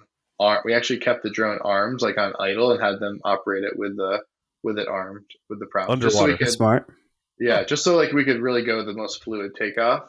Did you have air mode turned off so that it wasn't like really battling with them? No, I did not. Or actually, I don't. I always fly it in whatever I've never flown it anything in non. That's a technical question, Nurk. He's got he's got his homies for that. The flight controller was still battling with tilts and rolls. Yeah. Because like there's modes where you can turn it on and it will just spin slowly and idle. Mm-hmm. Yeah, but it'll still be armed and ready to go, but it won't like try to correct for balance. Freak out. It won't freak out if you hit that's the first thing I thought was like, as he's doing this, it's kind of like, it will fight to get back to level, and it'll kind of give up after a while. Yeah, but that's really interesting. That's cool. Think because of like the way the goggles would come right in, I really wanted that transition from the handheld operating to the flight to be seamless, because I didn't want there to be a moment of like real steady wobble or some sort of moment where he like kind of gives the magic away. So I was just focusing on that really. Did you ever think about doing it in 2 shots? Like, because like, there's a pretty good white point there, Yeah, so they shot like underwater stuff that they're going to cut it to. So they're actually only going to use like the part, I think, that the water just kind of goes off. Oh, okay, yeah. That's cool. So they've got this like dreamscape underwater slow motion moment that's like come out of this pool and like reveal this whole new scene. That's awesome. But we also had we had negative tilt, and the whole move was reversed too. So nice. Nice. Yeah. Did you coat the lens with anything special, or the GoPro? It was lens? It was like a brand new GoPro 10. So the thing it came with actually was it was really water repellent, but it would be nice to have had something like a little screen protector. Or there's like stuff, or there's things you can put on that just make it like really water, whatever. So stuff wants to beat off. Urinate? You can urinate on the camera. That's a secret.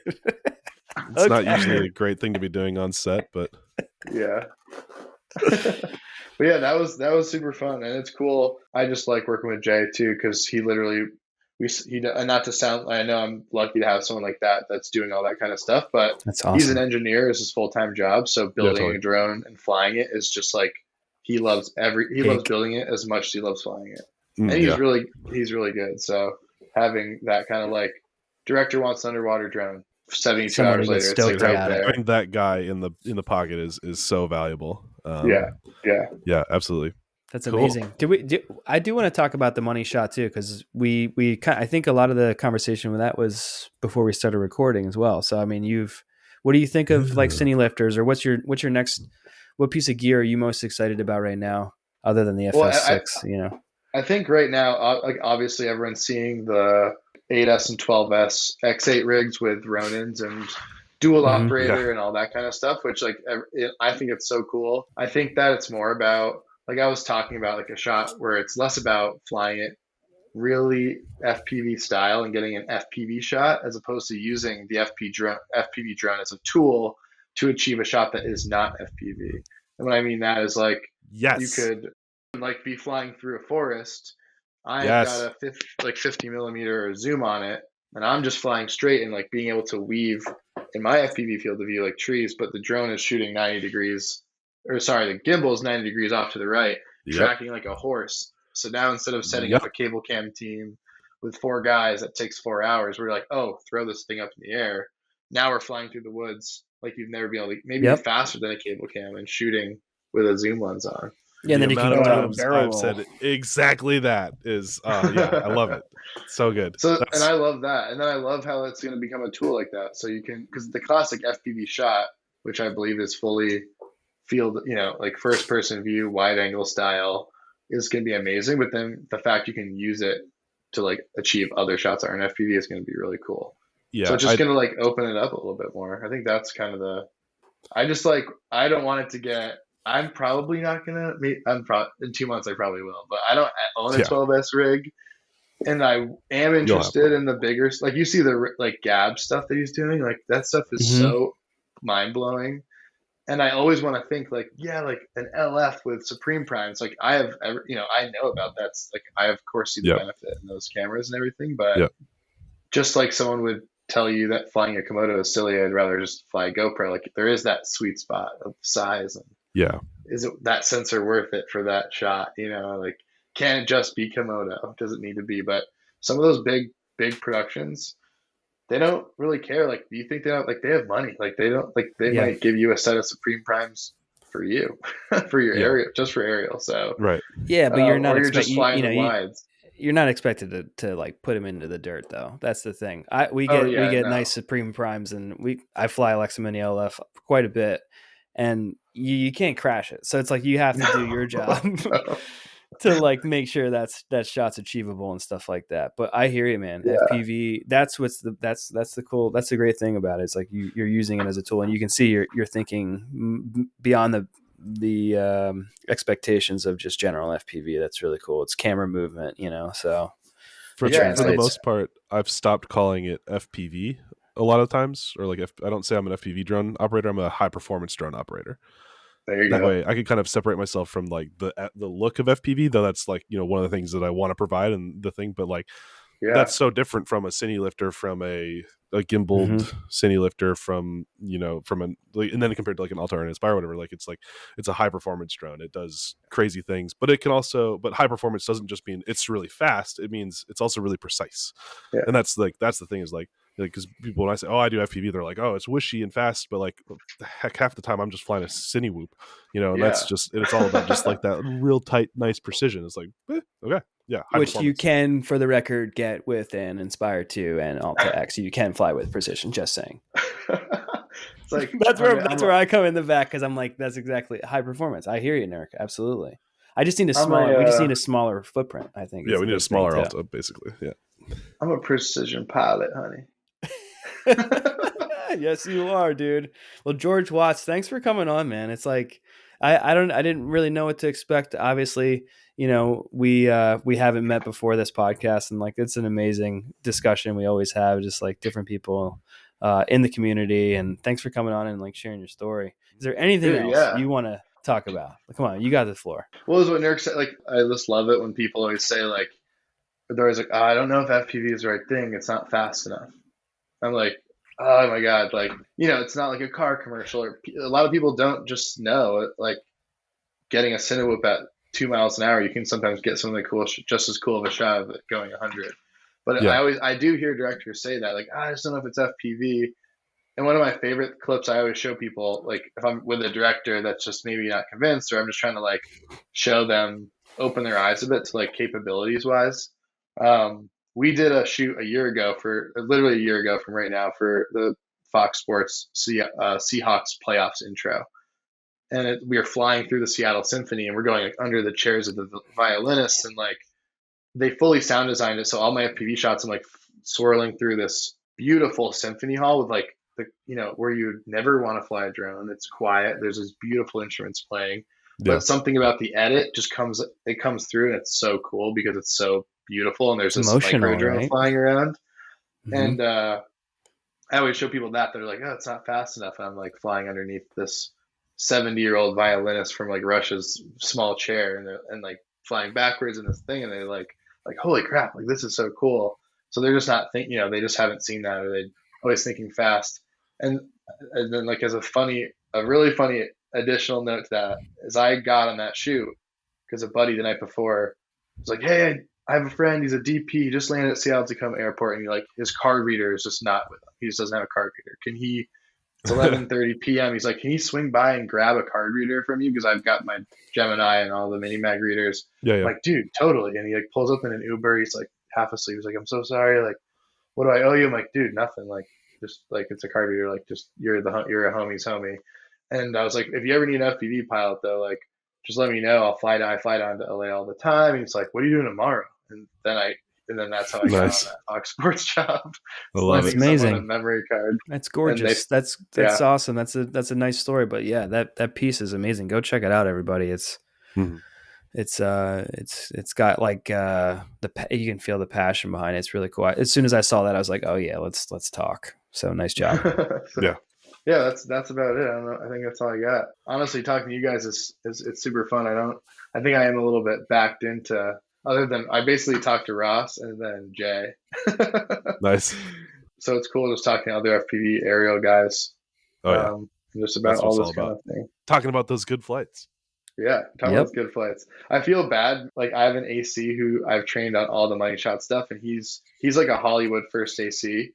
He still does tons of big productions, but I bring him on my shoots because I was like, I want to bring that like vibe to my team, like that kind of just like smart first AC kind of vibe from definitely a lot of because we're not like an old aerial company. I'm not like Beverly Hills Aerials or a drone company like you guys are, where you can just start flying FPV, but they've been on sets flying drones for productions for 10 years. Yeah, that was important. But I feel bad I didn't say anything about Matt. No, the guy behind the scenes who's changing the batteries out and calling drone takeoff, Let's shout out to What's his name? What's his name?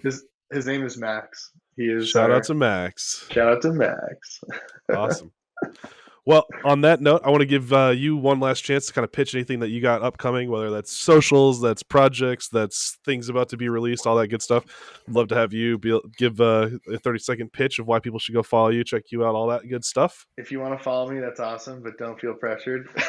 Feel pressured. But yeah, I think the only thing I would say is if you just buy the remote, play the simulator, buy a shitty bind and fly 5-inch on Get FPV, and fucking get out there and fly a drone if you want to. Because I've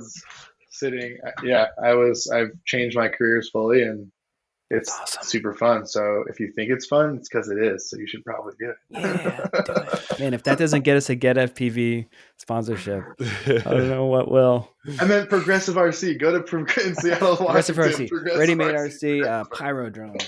Amazon is a good one. Yeah, Intel. That's all I got. Nice. Awesome. Well, thank you everybody for watching this episode of the podcast. George, thank you so much for taking 3 hours out of your day to come and hang out with us and talk drones and have a good time. It's been awesome to be able to learn from your perspective, coming from the director and the DP and the camera operator background, and kind of shifting into FPV, because I think that's such a unique and powerful perspective. And I'm stoked and proud for you to have been able to go from 0 to 100% in the drone world. Like, it speaks volumes to your drive and your willingness to take that risk and to go for that. So thank you so much for sharing your expertise and your journey with us here, your good flights here on the Good Flight podcast. Thank you, John, for hanging out, for being a co-host. Thank awesome you, work Paul. as always. Winston, the drone FPV video sommelier. If you guys are willing, please consider leaving a review and all that stuff on Apple Podcasts and all that good stuff. Subscribe to Holler. All of his stuff is in the description below. I just smashed my mic with my hand. And subscribe to John Graham over on whatever links are in the description. I don't remember which ones he's trying to promote. It doesn't matter really. I got some good stories on Instagram every now and then. My Instagram is Johnny_drones. Another Johnny in the drones, but it's JONNY drones. Or you can check out my IMDb or whatever and follow me there. No H. There's no H. No H, yeah. No H. Yeah, Johnny Drones. All right, cool. Well, thank you very much, gentlemen. It's been awesome. Have an amazing night. And keep flying. Guys, good flight. Thank you. You're George welcome. Watts, everybody. Thank you.